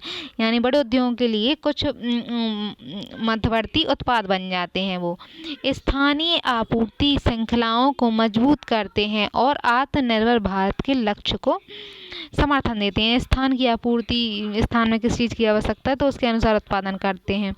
एमएसएमई में महिलाएं, एससी, एसटी और अनुवंचित वर्ग के के लिए रोजगार के अवसर प्रदान करते हैं, जिससे सामाजिक समानता को बढ़ावा मिलता है। लगभग 20% एमएसएमई का स्वामित्व महिलाओं के पास है, जिसमें सामाजिक आर्थिक समावेशन होता है। अब वैश्विक स्तर पर भी एमएसएमई व्यावसायिक पारिस्थितिकी तंत्र के सबसे प्रभावी खंड का प्रतिनिधित्व करते हैं, जो लगभग 90% उद्यमों और कुल रोजगार के 50% से अधिक के लिए जिम्मेदार है। फिर विश्व भर में एमएसएमई की महत्वपूर्ण भूमिका को मान्यता देते हुए संयुक्त राष्ट्र ने वर्ष 2017 में 27 जून को अंतर्राष्ट्रीय एमएसएमई दिवस के रूप में घोषित किया। तो विश्व भर में एमएसएमई की भूमिका की मान्यता दी है। 2025 का विषय सतत विकास और नवाचार के चलन के रूप में एमएसएमई की भूमिका को बढ़ावा देने पर वह निजी क्षेत्र के उद्योगों के समक्ष चुनौती है। तो इसमें चुनौतियां निजी क्षेत्र में यानी द्वितीयक बाधाएं क्या है, तो पूंजी तक सीमित पहुंच, विशेष रूप से छोटे उद्योगों के लिए। तो वित्त की बाधाएं हैं, यानी छोटे उद्योगों के लिए पूंजी नहीं मिल पाती है। फिर नियामक जटिलता, जटिल कर प्रणाली और अनुपालन आवश्यकताएं हैं, उनका जो अनुपालन भी करना होता है और कर प्रणाली भी है। फिर प्रतिस्पर्धा, वैश्विक और घरेलू बाजारों में तीव्र स्पर्धा है, विश्व में भी और मतलब देश में भी। बुनियादी ढांचा यानी अपर्याप्त बुनियादी ढांचा, जैसे बिजली और परिवहन, बिजली भी नहीं हो पाती और परिवहन की भी सुविधा नहीं है। कुशल श्रम की यानी तकनीकी प्रबंधन कौशल की कमी है। बाजार पहुंच यानी बाजारों तक सीमित पहुंच की कमी है। और ब्रांडिंग की कमी है, यानी उनके उत्पादों को कोई पहचान नहीं होती। अब है भारत में एमएसएमई की प्रतिस्पर्धात्मकता बढ़ाने पर रिपोर्ट। तो एमएसएमई की प्रतिस्पर्धा बढ़ी है, यानी नीति आयोग ने बताया कि इसको एमएसएमई क्षेत्र के लिए व्यापक सुधारों पर रोड मैप प्रस्तुत करना, भारत के एमएसएमई क्षेत्र में छिपी अर्थव्यवस्था की संभावनाओं को अनलॉक करना है। यानी एमएसएमई की जो छुपे रोजगार दे सकती है, तो वो उसको जागरूक करना है, उसे निकालना है। रिपोर्ट के प्रमुख बिंदु हैं कि 2024 के बीच 20 से 24 के बीच बैंकिंग प्रणाली में से ऋण प्राप्त करने वाले सूक्ष्म लघु उद्योगों का प्रतिशत 14% से 20% हो गया है, यानी अब ज़्यादा लोग सूक्ष्म लघु उद्योग कर रहे हैं। इन मध्यम उद्योगों से यह आंकड़ा 4% और 9% तक पहुंच गया है। तो मध्यम उद्योगों से आंकड़ा 4% से 9% तक पहुंच गया है। अब कौशल की भारी कमी, तो एमएसएमई क्षेत्र का बड़ा भाग प्रशिक्षण यानी विहीन या अल्प प्रशिक्षित जनशक्ति पर निर्भर है। तो एमएसएमई का बड़ा भाग क्या है, प्रशिक्षण के विहीन है या अल्प प्रशिक्षित जनशक्ति पर निर्भर है। और इसमें न केवल उत्पादकता प्रभावित होती है, बल्कि नवाचार क्षमता में भी सीमित हो जाती है कि जो प्रशिक्षित नहीं है तो वो नवाचार नहीं ला पाते हैं। बाजार तक सीमित पहुंच यानी डिजिटल विपणन या ब्रांडिंग व लॉजिस्टिक्स सपोर्ट की कमी है। प्रौद्योगिकी और नवाचार में पिछड़ापन, तो इसमें प्रौद्योगिकी और इसमें गुणवत्ता में निवेश की कमी है, यानी गुणवत्ता में निवेश नहीं कर रहे हैं। तकनीकी अधोसंरचना की कमी है। मशीन उपकरणों की लागत और बिजली इंटरनेट की अस्थिरता है, यानी बिजली पूरे टाइम नहीं पहुंच पाती, इंटरनेट भी अच्छे से उपलब्ध नहीं है और तकनीकी अपनाने में उच्च लागत लगती है उनको, यानी गुणवत्ता सुधारनी है तो ये सारी चीज़ें अपनानी चाहिए और उनमें लागत अधिक है। फिर राज्य स्तरीय नीतियों में अंतर, तो कई राज्यों में नीतियों की जानकारी का अभाव है और राज्य स्तर पर क्रियान्वयन में भी असंगत है कि नहीं, कहीं राज्य की नीतियाँ अलग हैं कहीं अलग हैं, तो उसमें कमी है। और हर राज्य के व्यक्तियों को जागरूकता या क्रियान्वयन समान नहीं है ना, इसलिए।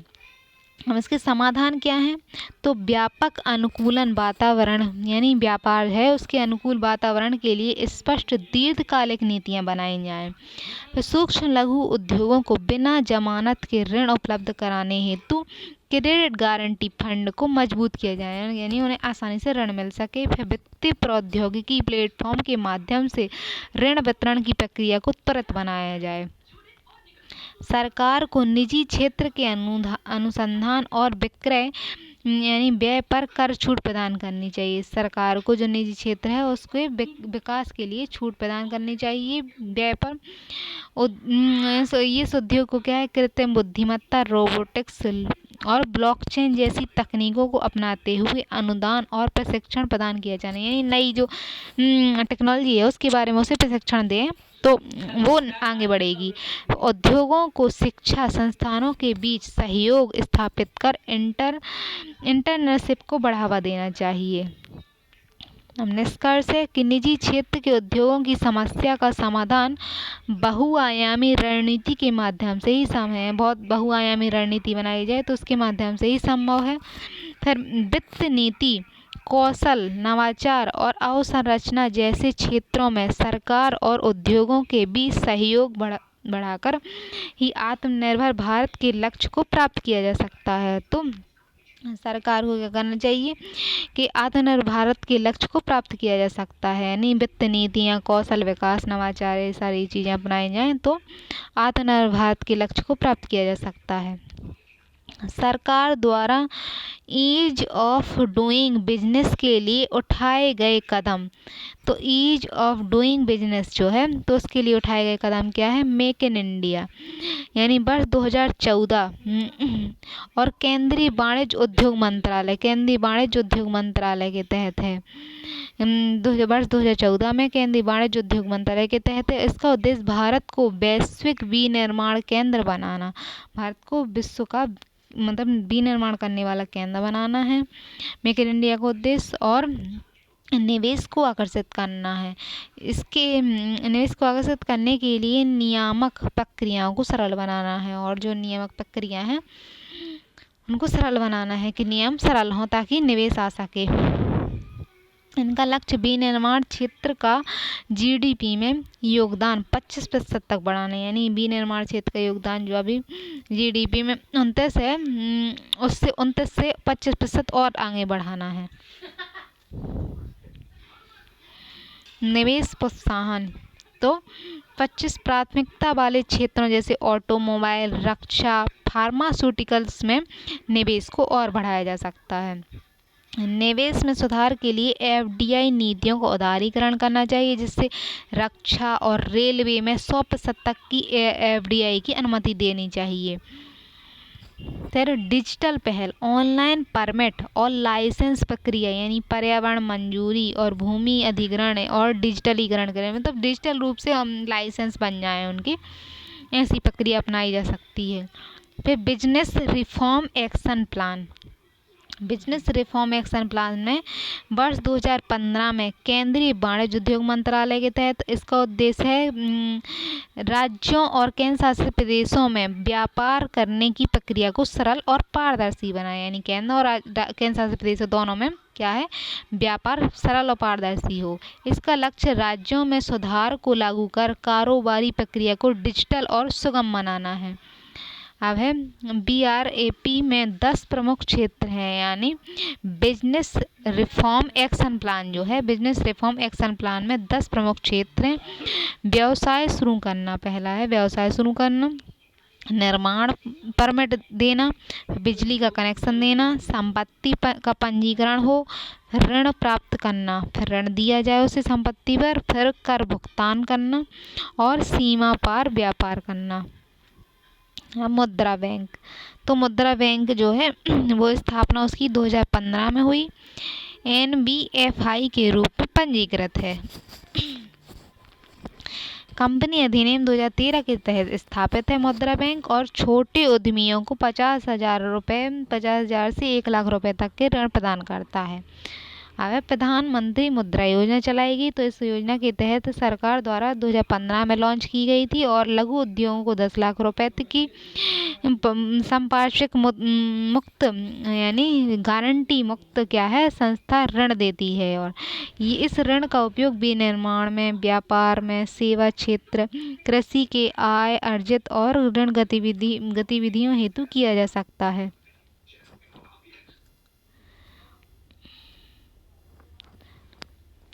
इसने प्रधानमंत्री मुद्रा योजना के तहत 3 प्रकार के ऋण प्रदान किए जाते हैं, जैसे शिशु ऋण, इसमें 50,000 रुपये, किशोर ऋण में 5 लाख रुपए और तरुण ऋण में 20 लाख रुपए की ऋण दिए जाते हैं। पीएम मुद्रा योजना के तहत कोई प्रत्यक्ष सब्सिडी नहीं है। हालांकि अगर कोई ऋण किसी सरकारी योजना से जुड़ा है तो पूंजीगत सब्सिडी प्रदान करती हैं और पीएम मुद्रा योजना के तहत संबंधित लाभ के साथ ऋण दिया जा सकता है। स्टार्टअप इंडिया, तो स्टार्टअप इंडिया 2016 में आया, केंद्रीय वाणिज्य उद्योग मंत्रालय के तहत है। ये व्यापार शुरू करने की प्रक्रिया को सरल बनाता है। स्टार्टअप इंडिया यानी व्यापार शुरू करने के लिए लक्ष्य भारत में वैश्विक स्टार्टअप हब बनाना। स्टार्टअप्स के लिए 3 वर्ष तक आयकर छूट, 3 वर्ष तक के लिए क्या आयकर की छूट, पूंजीगत लाभ कर में छूट और 10,000 करोड़ रुपए का फंड और क्रेडिट गारंटी योजना। पेटेंट आवेदन में 80% तक की छूट प्रदान करता है स्टार्टअप इंडिया। अब है national single window system. National single one day system 2021 में केंद्रीय वाणिज्य उद्योग मंत्रालय के तहत है। तो इसका उद्देश्य व्यापार शुरू करने और संचालन के लिए आवश्यक मंजूरी प्रक्रिया को एकीकृत और डिजिटल बनाना है। तो व्यापार की जो संचालन है उसकी मंजूरी प्रक्रिया को डिजिटल बनाना है कि मंजूरी डिजिटल रूप में मिल जाए। इसका लक्ष्य है कारोबारी प्रक्रिया में पारदर्शिता और समयबद्धता, सुगमता लाना। यानी कारोबार है वो पारदर्शी हो और समयबद्धता और सुगमता हो उसमें। इसमें क्या है, 32 केंद्रीय मंत्रालयों और 20 से अधिक राज्यों की मंजूरी को एक मंच का एकीकृत करता है। कौन? तो ये नेशनल सिंगल वनडे सिस्टम। तो ये 32 केंद्रीय मंत्रालयों और 20 राज्यों की मंजूरी, 20 से अधिक राज्यों की मंजूरी को एक मंच को एकीकृत करता है। इससे क्या होगा, तो निवेशकों के लिए न्यू ईयर अप्रूवल टूल होगा जो यह बताता है कि किसी व्यवसाय के लिए कौन सी मंजूरी आवश्यक है, यानी कौन से व्यापार के लिए किस चीज़ की मंजूरी आवश्यक है, तो ये बताएगा। इसका नाम था नेशनल सिंगल वनडे सिस्टम, यानी सिंगल रूप में एक जगह से आप मंजूरी ले पाएंगे और किस किस तरह से मंजूरी लेनी है वो बताएगा। ई श्रम पोर्टल यानी 2021 में लॉन्च हुआ, अगस्त 2021 में, और केंद्रीय श्रम और रोजगार मंत्रालय के अधीन है ई श्रम पोर्टल। इसका उद्देश्य असंगठित श्रमिकों का एक राष्ट्रीय डेटाबेस तैयार करना है जो असंगठित क्षेत्र में काम कर रहे हैं, ताकि उन्हें विभिन्न योजनाओं का लाभ मिल सके। प्रत्येक पंजीकृत श्रमिक को यूनिवर्सल अकाउंट नंबर, प्रत्येक जो श्रमिक है उसका एक यूनिवर्सल एक अकाउंट होगा, यानी नंबर होगा श्रमिक का, तो उसे लाभ मिलेगा। और असंगठित क्षेत्र के श्रमिकों को सामाजिक सुरक्षा योजना का लाभ मिलेगा, समाज की जो सुरक्षा है उनका लाभ मिलेगा। फिर एमएसएमई जो है स्पाइस योजना, तो सर्कुलर इकोनॉमी में प्रोत्साहन और निवेश के लिए योजना। तो सर्कुलर इकोनॉमी है जो उसमें प्रोत्साहन, एमएसएमई की योजना स्पाइस योजना है जिसमें एमएसएमई को क्या है प्रोत्साहन किया जाएगा और निवेश को बढ़ाया जाएगा। तो स्पाइस योजना जो है जो 2023 में आई, केंद्रीय सूक्ष्म लघु मध्यम मंत्रालय द्वारा। इसका उद्देश्य चक्रीय अर्थव्यवस्था की अवधारणा को एमएसएमई क्षेत्र में प्रोत्साहित करना है। चक्रीय अर्थव्यवस्था की अवधारणा को एमएसएमई क्षेत्र में प्रोत्साहित करना। इसका लक्ष्य एमएसएमई को 2070 तक शून्य उत्सर्जन जो है करने की दिशा में आगे बढ़ाना। एमएसएमई के उपहार योजना, एमएसएमई उपहार योजना के रूप में। तो परिवर्तन के लिए हरित निवेश और वित्त पोषण यानी 2023 में आई, सूक्ष्म लघु मध्यम उद्योग मंत्रालय द्वारा एमएसएमई को ब्याज छूट और केंद्रीय गारंटी समर्थन के साथ हरित प्रौद्योगिकी अपनाने में मदद करना। इसका लक्ष्य एमएसएमई को 2070 तक शून्य उत्सर्जन प्राप्त करने की दिशा में आगे। एमएसएमई समाधान योजना 2023 में आई, ये केंद्रीय सूक्ष्म लघु मध्यम उद्योग मंत्रालय के तहत है। इसका उद्देश्य ऑनलाइन माध्यम से एमएसएमई के विलंबित भुगतान को संबोधित करना। इसका लक्ष्य त्वरित ऋण प्रदान करना और लीकेज को रोकना है। आधुनिक आईटी टूल और कृत्रिम बुद्धिमत्ता के साथ कानूनी समर्थन को समन्वित करने वाली अपनी तरह की पहली योजना है। अब है RAMA यानी 3 योजनाओं की RAMA योजना यानी उप योजनाएं। तो इसका फुल फॉर्म है रीजनिंग एंड एक्सक्लूसिंग MSME परफॉर्मेंस। इसका उद्देश्य बाजार पहुंच और प्रतिस्पर्धात्मकता में सुधार करना है। MSME से संबंधित चुनौतियों के समाधान हेतु आवश्यक मदद करेगी और विश्व बैंक की सहायता प्राप्त केंद्रीय क्षेत्र की योजना है। तो MMM है उद्योगों के कार्य निष्पादन को मापने के साधन और औद्योगिक उत्पाद सूचकांक। उद्योग हैं जो उसके कार्य के निष्पादन को मापने के साधन क्या हैं और औद्योगिक उत्पादन के सूचकांक। तो एक संकेत जो एक निश्चित अवधि के दौरान औद्योगिक उत्पादों के उत्पादन की मात्रा में परिवर्तन को मापता है, तो औद्योगिक सूचकांक बनता है उससे। इसमें सांख्यिकी और कार्यक्रम क्रियान्वयन मंत्रालय के अंतर्गत राष्ट्रीय सांख्यिकी कार्यालय यानी NSO जो दो है, तो उसके द्वारा मासिक रूप से संकलित और प्रकाशित किया जाता है। इसका आधार वर्ष 11-12 है। तो किस उद्योग ने औद्योगिक उत्पादन कितना किया उसके सूचकांक जारी करता है जी। अब है विनिर्माण क्षेत्र में मामूली वृद्धि के बावजूद खनन बिजली क्षेत्र में संकुचन के कारण भारत का औद्योगिक उत्पादन मई में 9 महीने निम्नतम स्तर पर रहा। विनिर्माण में वृद्धि भी हो रही है 2.6% तक के। मानसून समय से पहले आना और कमजोर शहरी मांग जैसे कारकों ने मंदी को योगदान दिया है। 8 प्रमुख उद्योगों का सूचकांक यानी 8 जो कोर उद्योग हैं उनके संबंध में सूचकांक जारी करना। राष्ट्रीय सांख्यिकी कार्यालय NSO द्वारा मासिक रूप से तैयार और प्रकाशित किया जाता है, तो हर महीने के आधार पर उसे प्रकाशित किया जाता है। इसमें 8 कोर उद्योग यानी कोयला है, कच्चा तेल है, प्राकृतिक गैस, रिफाइनरी उत्पाद, उर्वरक, इस्पात, सीमेंट, बिजली के उत्पादन को संयुक्त और व्यक्तिगत प्रदर्शन का मापन करता है। 8 प्रमुख उद्योगों के सामूहिक और व्यक्तिगत उत्पादन का प्रदर्शन और विश्लेषण करता है। तो 8 उद्योगों का 8 प्रमुख उद्योगों में IIP में शामिल वस्तुओं का 4.27% हिस्सा है। तो 8 प्रमुख उद्योगों जो कोर उद्योग है उनमें वस्तु जो है वो 40% हिस्सा है।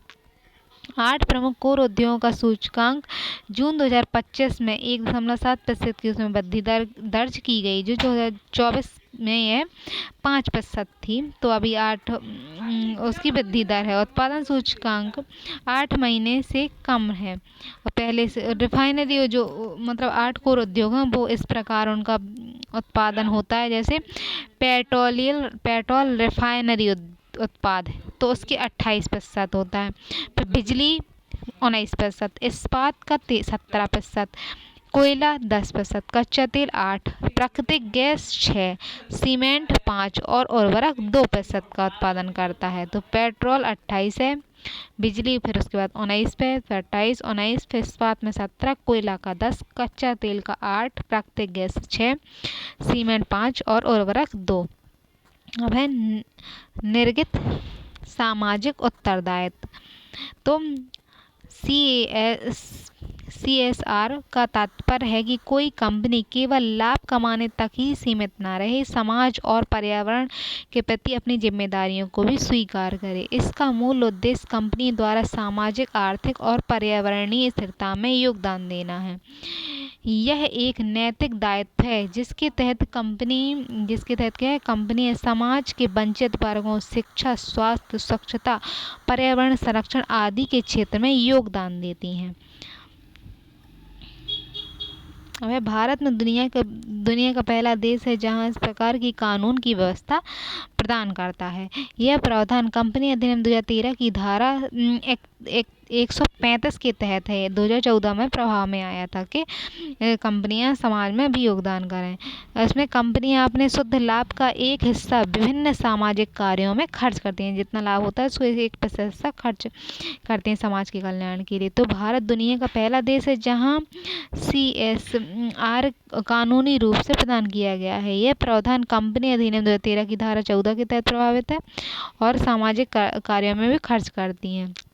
अब सामाजिक कार्यों खर्च के लिए CSR प्रावधान उन कंपनियों पर लागू होता है जो निम्नलिखित में से कोई एक शर्त पूरा करती हैं, यानी उनमें नेट वर्थ 500 करोड़ रुपए से अधिक हो, यानी 500 करोड़ रुपए तो वो एक साल में कमाती हो। टर्नओवर 1000 करोड़ रुपए से अधिक हो, कुल मतलब जो है। फिर शुद्ध लाभ जो आय है, शुद्ध लाभ है वो 5 करोड़ रुपए या अधिक हो। ऐसी कंपनियों को अपने पिछले 3 वर्ष के औसत शुद्ध लाभ का कम से कम 2% जो है पर्यावरण और सरकारी जो लोक कल्याण के कार्य है उसमें 2% हिस्सा गतिविधियों में खर्च करना अनिवार्य है। फिर निर्धारण के लिए निर्धनों के लिए यानी स्वास्थ्य, शिक्षा, भूख और कुपोषण उन्मूलन, महिला शक्तिकरण, वृद्ध जनों और विकलांगों की सहायता प्रदान करना, पर्यावरणीय स्थिरता और जैव विविधता का भी संरक्षण करना है। फिर स्वच्छ भारत अभियान में इसका पैसा लगाया जाता है, गंगा सफाई में, कौशल के विकास में, SC ST OBC के उत्थान हेतु कार्यक्रम किए जाते हैं, आपातकालीन राहत कार्यों में इनका योगदान किया जाता है, प्रधानमंत्री राहत कोष या राज्य आपदा राहत कोष में सहायता दी जाती है। तो 1% हिस्सा जो देते हैं वो इन चीज़ों में इनका खर्च होता है। सभी पंजीकृत सार्वजनिक और निजी कंपनियों पर ये लागू होता है। विदेशी कंपनियां जिनका भारत में कार्यालय या परियोजनाएं हैं उन पर भी ये लागू होगा।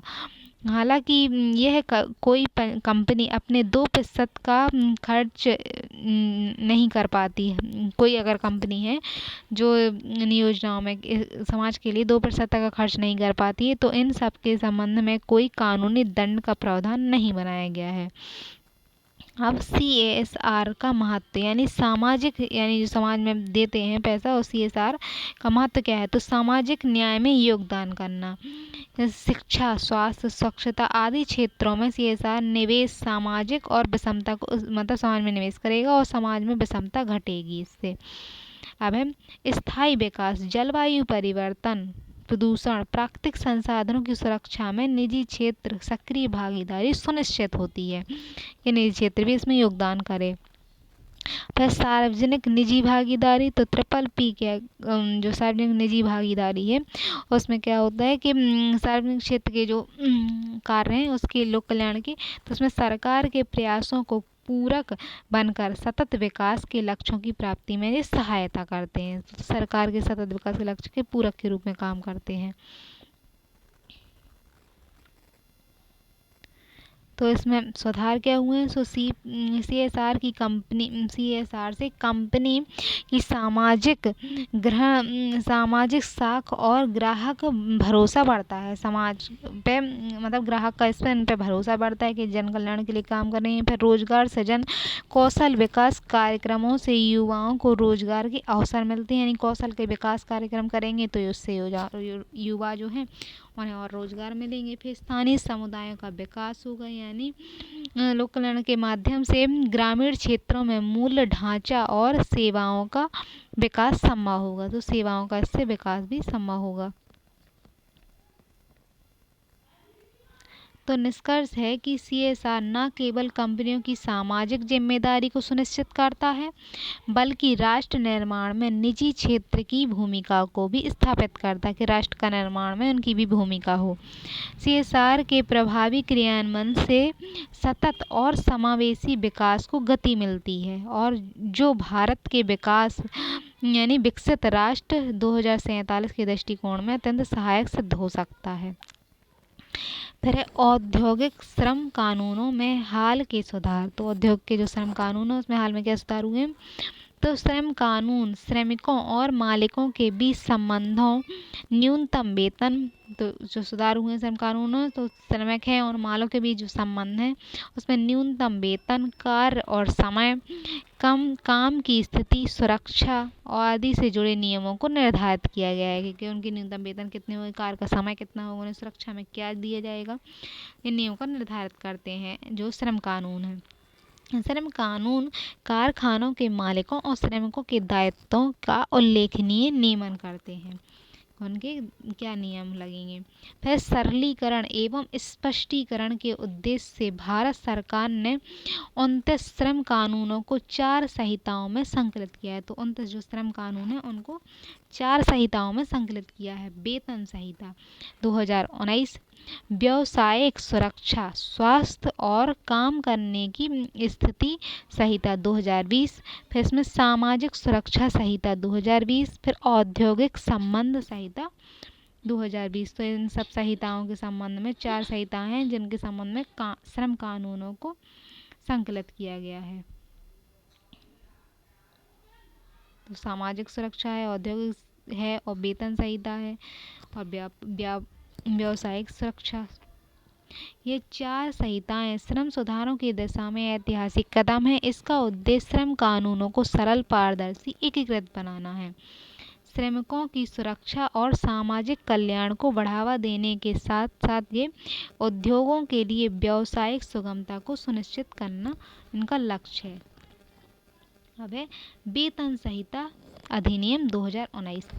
तो वेतन संहिता में केंद्रीय श्रम रोजगार मंत्रालय के अधीन है जी। सरकारी कर्मचारियों, सशक्त बलों के सदस्य और मनरेगा श्रमिकों को छोड़कर संगठित और असंगठित क्षेत्र के श्रमिकों पर लागू होते हैं। यानी जो सरकारी क्षेत्र के कर्मचारी उन पर लागू नहीं होंगे, सशस्त्र बल के सदस्यों पर और मनरेगा श्रमिकों को छोड़कर, मनरेगा के तहत जिन्हें काम दिया गया उनको छोड़कर संगठित और असंगठित क्षेत्र के श्रमिक हैं जो उन पर लागू होंगे। ये वेतन संहिता 2019 के कानून।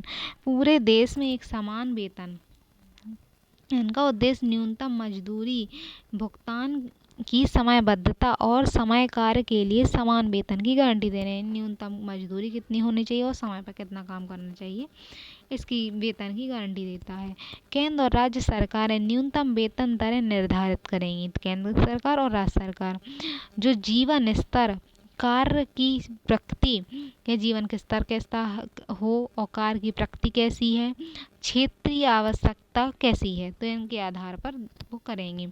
न्यूनतम वेतन में रहन सहन की लागत कितनी है और अन्य कारकों को भी ध्यान में रखा जाएगा। फिर न्यूनतम वेतन की समीक्षा कम से कम हर 5 वर्ष में की जाएगी। यानी हर 5 वर्ष में उसे पुनः रिपोर्ट दी जाएगी और देखा जाएगा। तो दैनिक आधार पर काम करने वाले कर्मचारियों को प्रतिदिन, साप्ताहिक आधार पर काम करने वाले कर्मचारियों को सप्ताह के अंत में और मासिक आधार पर काम करने वाले को अगले माह की 7वीं तारीख तक भुगतान करना अनिवार्य होगा। कि इनको दैनिक वालों को रोज दें और सप्ताह के आधार पर सप्ताह में दें और मासिक आधार वालों को कम से कम 7 दिन बाद तक तो दे ही दें उनकी सैलरी। फिर पुरुष और महिला कर्मचारियों को समान कार्य के लिए समान वेतन दिया जाए। अधिकतम 8 घंटे कार्य करने का प्रावधान किया जाए। 20 या अधिक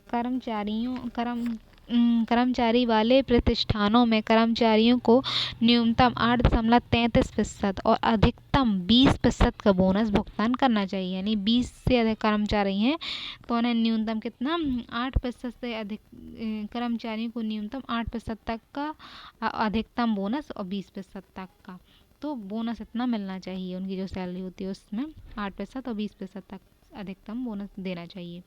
बोनस की गणना कर्मचारियों के वेतन और संगठन के लाभ के आधार पर होगी। ये कर्मचारियों का वेतन कितना है और संगठन को लाभ कितना है इसके आधार पर उनको आधार पर होगी। अब न्यूनतम वेतन का भुगतान ना करना। तो न्यूनतम वेतन का भुगतान कौन नहीं कर सकता, तो न्यूनतम वेतन का भुगतान ना करना यानी 5 इसमें है 50,000 रुपये तक का जुर्माना। अगर न्यूनतम वेतन का भुगतान नहीं करते तो 50,000 रुपये का जुर्माना लगेगा और 3 माह तक की कैद होगी। वेतन भुगतान में देरी यदि प्रतिदिन कर्मचारी प्रति माह 1,500 रुपये तक का जुर्माना लगेगा यदि उसकी कर्मचारी की देरी करते हैं तो देने में।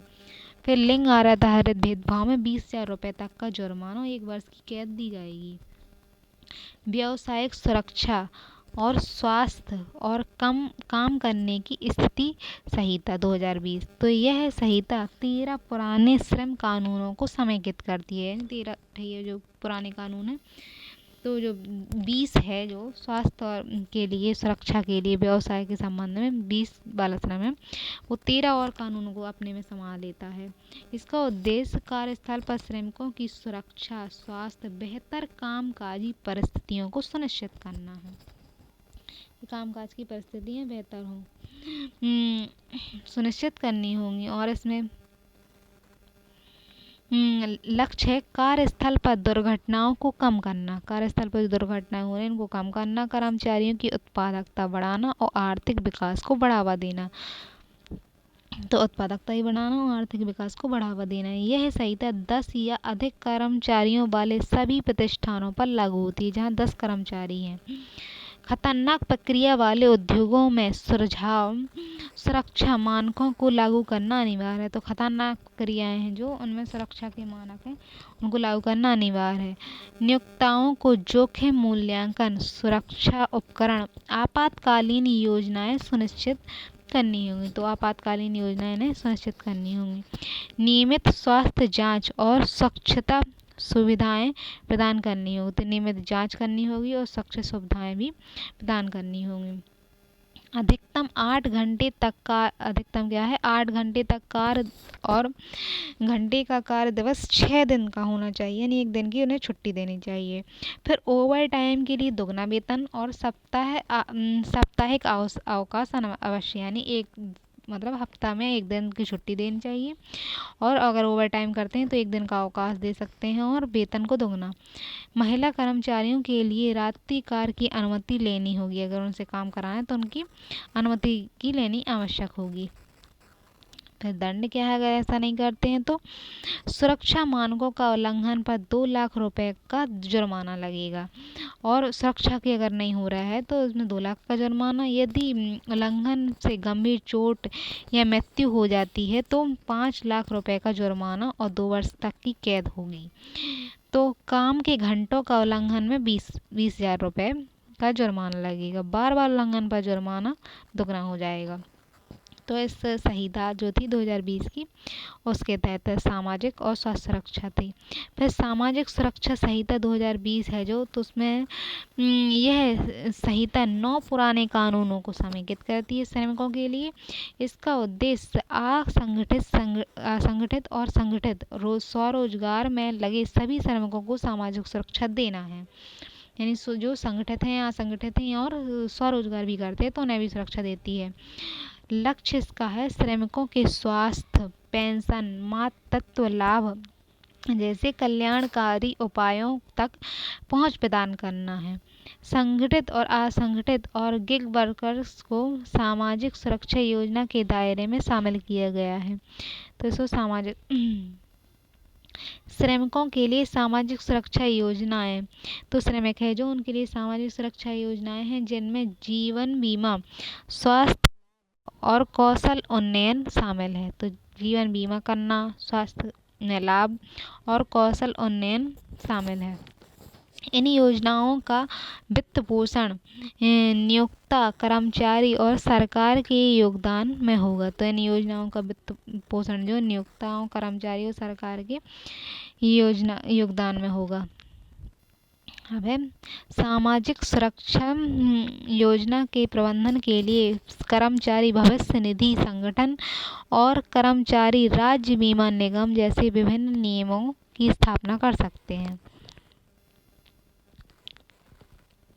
असंगठित श्रमिकों के लिए केंद्र और राज्य स्तर पर कल्याणकारी बोर्ड बनाए गए हैं, यानी केंद्र असंगठित श्रमिकों के लिए केंद्र में भी और राज्य में भी कल्याण के लिए इनके लिए बोर्ड बनाए गए हैं। फिर असंगठित के लिए स्वरोजगार में लगे श्रमिकों को केंद्रीकृत पंजीकरण होगा, यानी केंद्र के आधार पर उनका पंजीकरण होगा जो असंगठित क्षेत्र में लगे हैं। और बुजुर्ग या विकलांग महिलाओं और बच्चों के लिए भी विशेष योजनाएं चलाई गई हैं। इसके दंड यदि उल्लंघन होता है तो इसमें आंशिक अंशदान न करने पर 1 लाख रुपए का जुर्माना लग जाएगा और मातृत्व लाभ न देने 50,000 का जुर्माना। गिग वर्कर्स के लिए योजनाओं का उल्लंघन करने पर 50,000 रुपए का जुर्माना। बार बार उल्लंघन करने पर ये दोगुना होगा और 2 वर्ष की कैद भी हो सकती है। औद्योगिक संबंध संहिता 2020, अब उद्योग से संबंध में जो संहिता बनाई गई है 2020 श्रमिकों के लिए, तो यह संहिता 3 पुराने कानूनों को समेकित करती है। इसका उद्देश्य औद्योगिक विवादों को कम करना, उद्योग के संबंध में जो विवाद हैं उनको कम करना, श्रमिक नियोक्ता संबंधों को सुधार करना और व्यापार करने में आसानी को बढ़ावा देने, व्यापार आसानी से हो।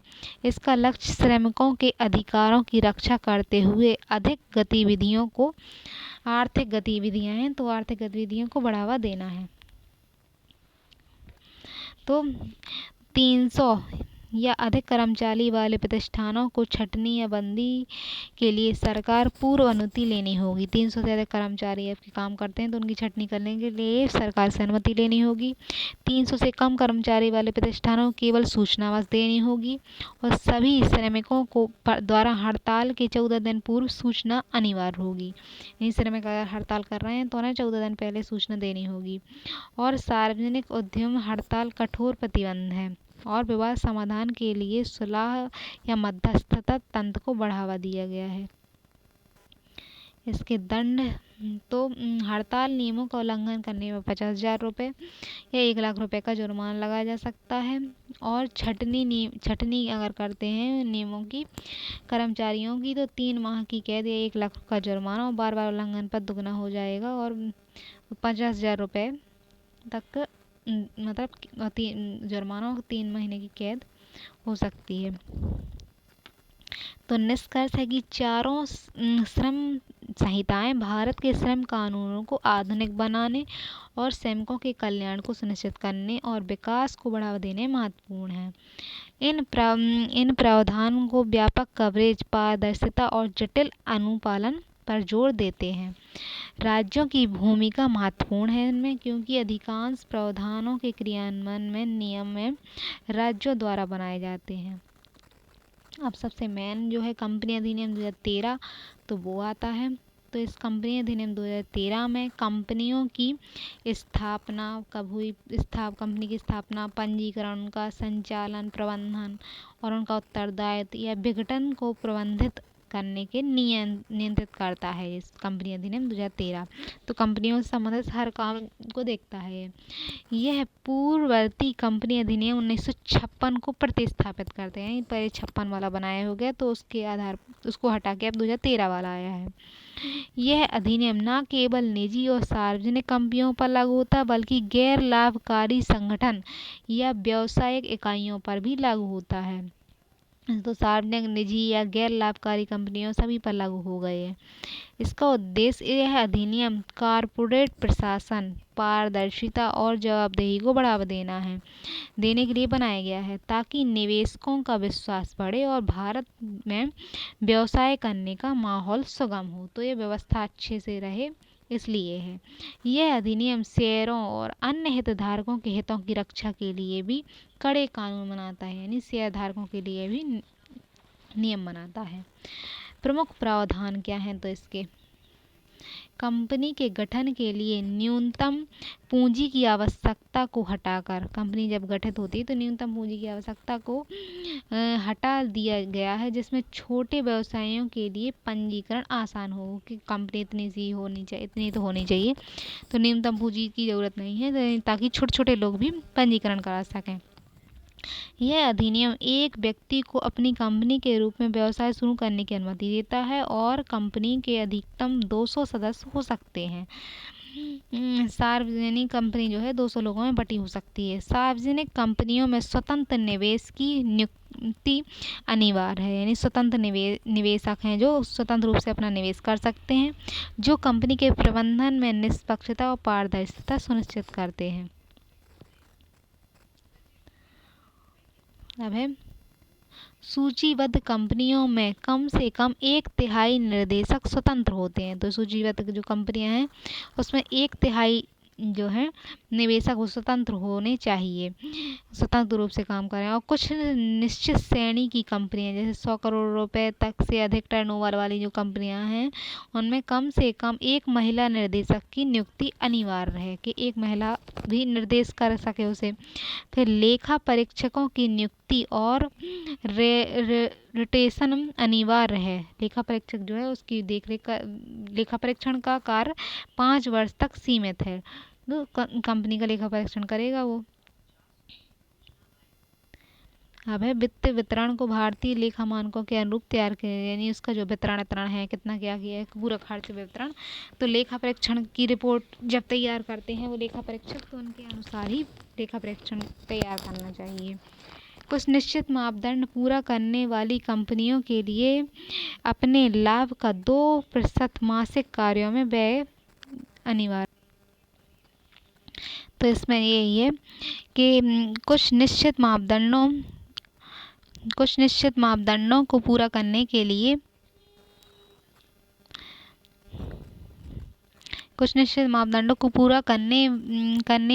कंपनियों को क्या करना 2% सामाजिक कार्यों 2% तक क्या करना पड़ेगा सामाजिक कार्यों में व्यय करना अनिवार्य कर दिया गया। विलय और अधिग्रहण की प्रक्रिया को सरल और पारदर्शी बनाया गया, यानी विलय कर रहे हैं तो उस प्रक्रिया को सरल और पारदर्शी बनाया गया। फिर धारा 408 के तहत कंपनी विधि न्यायाधिकरण और राष्ट्रीय कंपनी विधि अपीलीय न्यायाधिकरण की स्थापना की गई, यानी अपील कर सकते हैं तो इस तरह का एक न्यायाधिकरण बनाया गया, स्थापना की गई है जो कंपनी से संबंधित विवादों और दिवालियापन मामले को संभालते हैं, यानी विवादों को संभालते हैं और दिवालियापन मामले को संभालते हैं और इसे प्रभावी बनाता है। अब है राष्ट्रीय कंपनी विधि न्यायाधिकरण। तो राष्ट्रीय कंपनी विधि न्यायाधिकरण एक बनाया गया है। तो राष्ट्रीय कंपनी विधि न्यायाधिकरण ये क्या है, तो यह एक NCLT एक अर्ध न्यायिक निकाय है जो कंपनी अधिनियम 2013 की धारा 408 के तहत स्थापित किया गया है। तो राष्ट्रीय कंपनी विधि न्यायाधिकरण है जो अर्ध न्यायिक निकाय है और 2013 की धारा के अधीन इसे स्थापित किया गया है। यह कारपोरेट विवादों और कंपनी से संबंधित मामलों के केंद्रीकृत मंच प्रदान करता है। तो केंद्रीकृत मंच प्रदान करता है कंपनी के विवादों के लिए। न्यायाधीश श्री बालकृष्ण रेड्डी। तो जो बालकृष्ण रेड्डी जो न्यायाधीश हैं तो बालकृष्ण रेड्डी की अध्यक्षता वाली एक समिति थी इरडाई समिति 2009 से इसके NCLR के गठन की सिफारिश की थी। NCLR एक इसका उद्देश्य क्या है, कंपनी विधि और दिवाला संशोधन क्षमता है जो उसे 2016 से संबंधित विवादों के मामले में समाधान करने के लिए विशेष मंच प्रदान करता है। यदि दिवालियापन हो गया है किसी कंपनी को तो दिवाला संशोधन में जो असक्षमता है तो उसको मामले को संबंध में एक समाधान के लिए मंच प्रदान करता है। यह अधिकरण व्यवसाय संबंधी व्यवसाय कैसा हो तो उसके प्रशासन सुनिश्चित करने में शेयरधारकों, लेनदारों और अन्य हितधारकों के हितों की रक्षा में भूमिका निभाता है। तो शेयरधारकों, लेनदारों और हितधारकों के हितों की रक्षा के लिए ये भूमिका निभाता है। अब है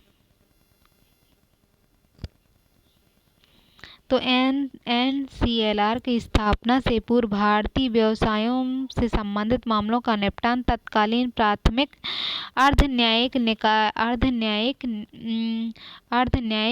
निकाय कंपनी बोर्ड द्वारा किया जाता था। पहले एक अर्ध न्यायिक निकाय यानी कंपनी बोर्ड था, तो उसके द्वारा किया जाता था। फिर इसके लिए क्या है, इसकी स्थापना 1956 के तहत कंपनी लॉ से संबंधित विवादों के समाधान के लिए की गई थी। तो NCLR आ गया था 1956 में।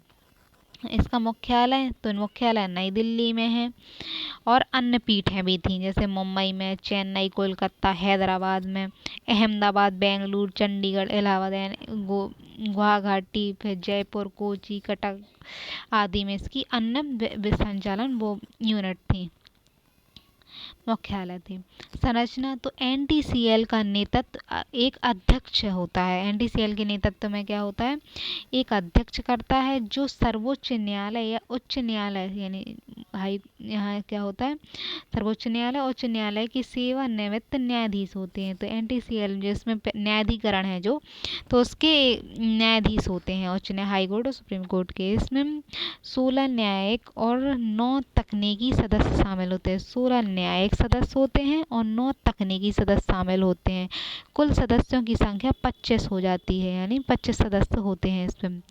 किसी भी व्यक्ति को तब तक सदस्य नियुक्त नहीं किया जाएगा, कोई व्यक्ति तब तक सदस्य नियुक्त नहीं किया जाएगा जब तक वह 50 वर्ष की आयु पूरी ना कर ली जाए। तो न्यायाधिकरण में एक विशिष्ट व्यक्ति होते हैं जो जिन्हें अच्छा ज्ञान हो, तो 50 वर्ष पूरी कर लेने वाले व्यक्ति ही रिटायर यानी न्यायाधीश शामिल हो सकते हैं।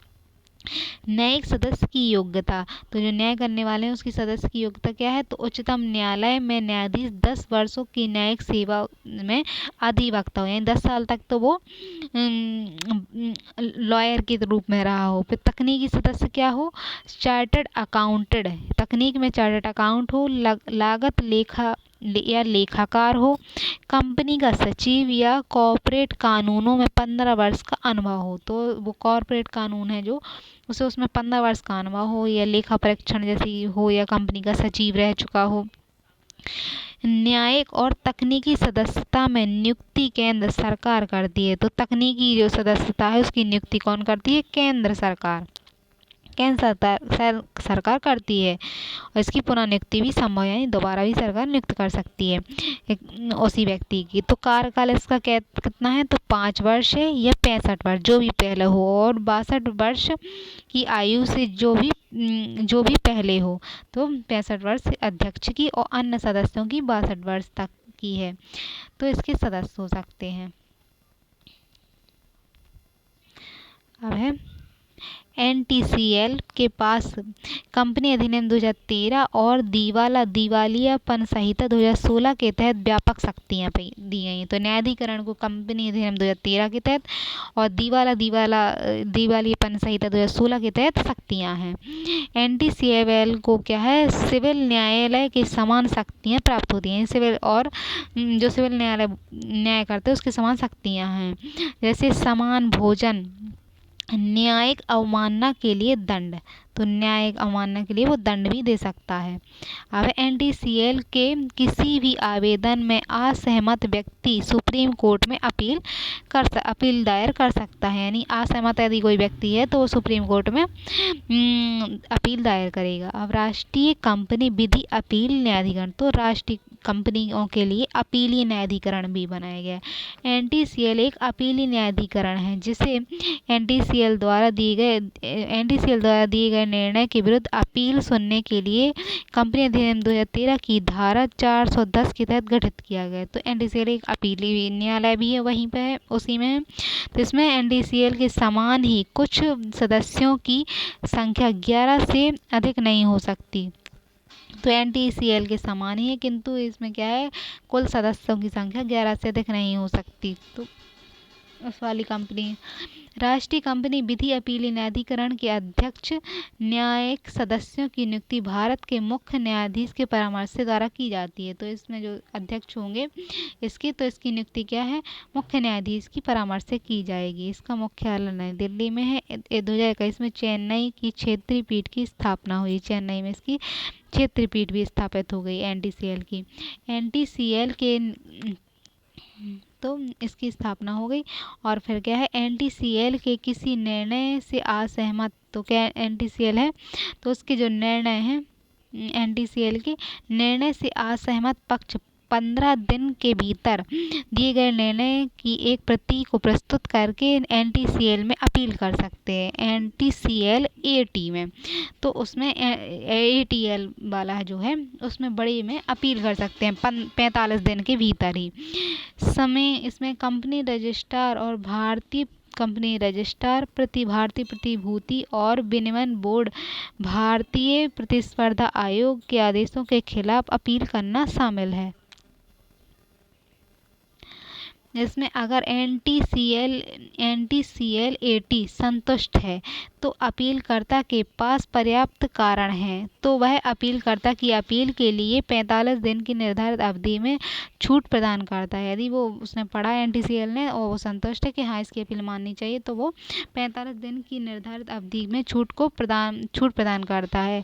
NTCL AT को त्वरित समाधान सुनिश्चित करने के लिए प्राप्ति की तारीख से 6 महीने के भीतर अपील निपटान करना आवश्यक है। यानी वो जब उसे अपील की गई तो 6 महीने के अंदर वो निपटान करेगा। NTCL के किसी भी आदेश में असहमत व्यक्ति 60 दिन के अंदर सुप्रीम कोर्ट में अपील दायर कर सकता है। तो अब 60 दिन के अंदर उसे सुप्रीम कोर्ट में अपील दायर करनी होगी अगर वो असहमत है तो। अब है NTCL को सिविल न्यायालय के समान शक्तियाँ प्राप्त है। जो संभोजन न्यायालय हो गया है, NTCL के दायरे में आने वाले मामले सिविल अदालतों के अधिकार क्षेत्र नहीं है। तो सिविल अदालतों का कोई इसमें अधिकार क्षेत्र नहीं है। कोई भी न्यायालय या प्राधिकारी अपने कानूनी अधिकारों के तहत NTCL AT द्वारा दी गई किसी कार्रवाई के विरुद्ध निष्पक्षता नहीं दे सकता। यानी कोई भी न्यायालय या प्रतिकारी कानूनी है तो NTCL के द्वारा दी गई किसी भी कार्रवाई है तो उसके विरुद्ध में विशेषज्ञता नहीं दे सकता। NTCL भारतीय प्रतिस्पर्धा आयोग द्वारा दिए गए निर्णय, जो प्रतिस्पर्धा आयोग है उसके द्वारा दिए गए निर्णय से असहमत पक्ष, जो प्रतिस्पर्धा आयोग द्वारा दिए निर्णय है और उसमें असहमत पक्ष के लिए भी अपीलीय न्यायिक के रूप में कार्य कर सकता है। कि असहमत है यदि कोई तो उसमें अपील कर सकता है। अब प्रतिस्पर्धा अधिनियम 2002 आया तो प्रतिस्पर्धा अधिनियम 2002 बताएगा। तो ये 2007 से 2023 में संशोधित है। 2007 के बाद 2023 में से संशोधन किया गया। इसका उद्देश्य भारतीय बाजार में प्रतिस्पर्धा को बढ़ावा देना, उपभोक्ताओं के हितों की रक्षा करना और प्रतिस्पर्धा को प्रतिकूल प्रभाव डालती है, व्यावसायिक व्यवस्था को रोकना, व्यावसायिक प्रथाओं को रोकना। जो इस अधिनियम के तहत भारतीय प्रतिस्पर्धा आयोग की स्थापना की गई है और यह राष्ट्रीय कंपनी विधि अपीली न्यायाधिकरण की स्थापना जो आदेशों के विरुद्ध अपील सुनता है।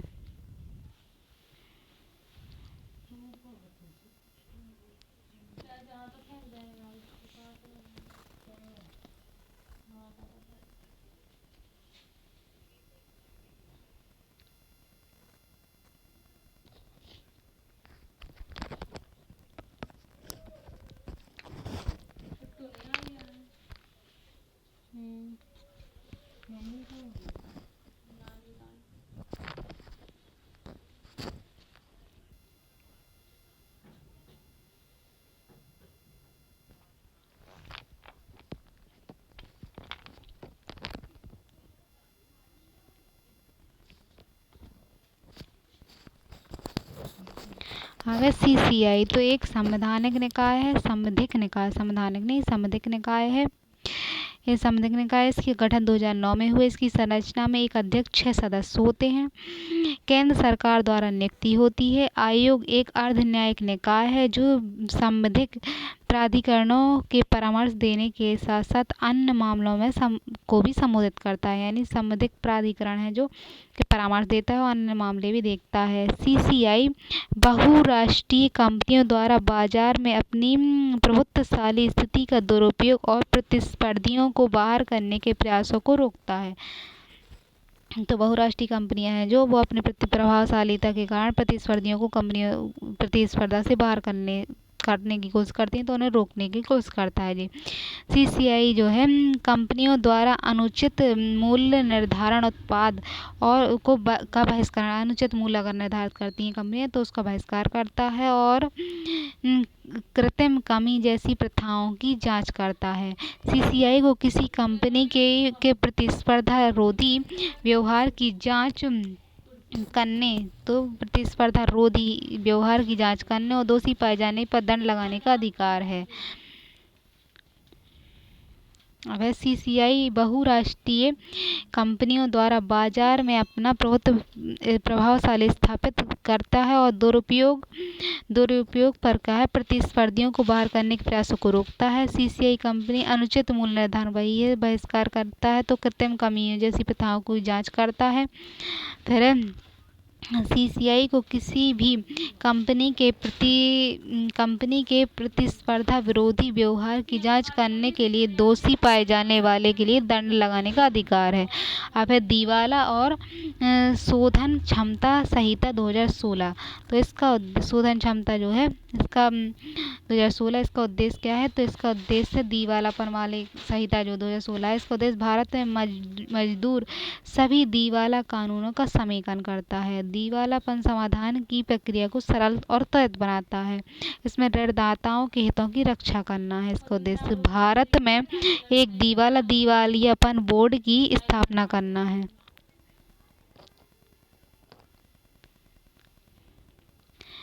तो इसके प्रमुख प्रावधान है कि किसी ऋणी के दिवालिया होने पर निश्चित प्रक्रिया पूरी करने के बाद परिसंपत्तियों को अधिकार में लिया जाता है। यानी एक प्रक्रिया पूरी करेगा फिर उसके बाद देगा। यदि 75% कर्जा सहमत हो तो ऐसी किसी कंपनी को 180 दिन या 90+ दिन की अतिरिक्त रियायत के भीतर कार्रवाई की जा सकती है जो कर्ज नहीं चुका पा रही है, तो उन कंपनियों के विरुद्ध काम करता है।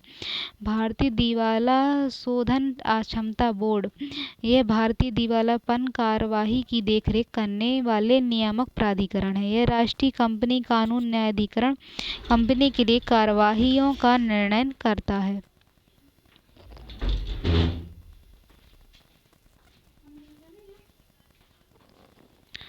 इसमें सबसे पहले दिवालियापन समाधान लागतों में वितरण किया जाता है। दिवालियापन जो जिनकी लागत लगी है उनको वितरित किया जाता है। इसके बाद यह ऋणदाता श्रमिकों और कर्मचारियों के बकाये और असुरक्षित ऋणदाताओं में वितरण किया जाता है। तो औद्योगिक ऋणग्रस्तता से तात्पर्य उन परिस्थितियों से है जिसमें औद्योगिक इकाइयां कंपनियां अपने वित्त दायित्व यानी ऋण ब्याज भुगतान और अन्य वित्तीय देनदारियों को समय पर चुकाने में असमर्थ होती हैं। तो औद्योगिक और ऋणग्रस्तता कहते हैं। यह स्थिति तब उत्पन्न होती है जब उद्योगों की आय उनके खर्चों और ऋण चुकाने की क्षमता से कम हो जाती है। आय कम हो जाती है कंपनियों की, तो परिणाम स्वरूप वह ऋण के दुष्चक्र में फंस जाती हैं। औद्योगिक ऋणग्रस्तता के प्रमुख कारण तो मंदी या मांग की कमी हो जाना, ब्याज दरें, ऋण की लागत अधिक हो जाना, फिर प्रबंधन अक्षमता प्रबंधन नहीं हो पा रहा है, वित्तीय कुप्रबंधन है और बिना बाजार आकलन के निवेश कर देना, यानी बाजार में आकलन नहीं किया और निवेश कर दिया है। तो फिर नीतिगत कमियां भी हो सकती हैं, फिर जटिलताएं हो जाती हैं। वैश्विक व्यापार या युद्ध छिड़ गया तो आपूर्ति श्रृंखलाएं बाधित हो जाती हैं, तो हो जाता है। फिर कच्चे माल की कीमतों में उतार चढ़ाव भी आता है और औद्योगिकरण में पिछड़ापन, उद्योगों में अगर पिछड़ापन है तो भी इस समस्या का सामना करना पड़ता है। अब औद्योगिक ऋणग्रस्तता को कम करने के सुझाव। तो MSME छोटे उद्यमियों को वित्तीय साक्षरता और प्रशिक्षण दिया जाए, सस्ते ऋण उपलब्ध कराए जाएं, फिर डिजिटल संचालित प्रौद्योगिकी को अपनाने के लिए सब्सिडी और तकनीकी सहायता दी जाए, मध्यस्थता विवाद समाधान हो, निर्यात उन्मुख उद्योगों को कर छूट और सब्सिडी दी जाए, ऋण वितरण और उपाय और निगरानी के लिए मजबूत तंत्र बनाया जाए।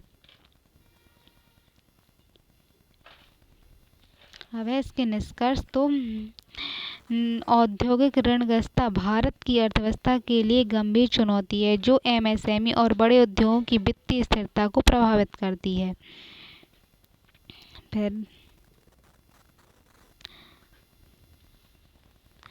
सस्ते ऋण, वित्तीय साक्षरता जैसे सुधारों को लागू करके औद्योगिक ऋणग्रस्तता के प्रभावी ढंग से कम किया जा सकता है। सस्ते ऋण उपलब्ध कराए जाएं और प्रभावी ढंग से उनसे निपटा जाए। यह न केवल उद्योगों की वित्तीय स्थिति में मजबूत करेगा, बल्कि भारत के आर्थिक विकास में भी गति देगा।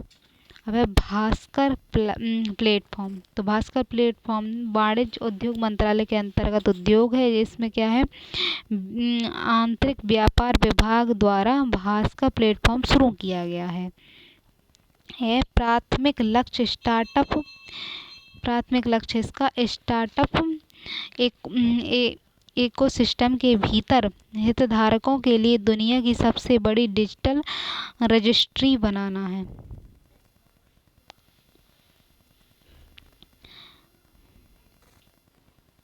इनका उद्देश्य भारत में स्टार्टअप इकोसिस्टम को मजबूत करना है, एक केंद्रीकृत रजिस्ट्री के रूप में काम करना है।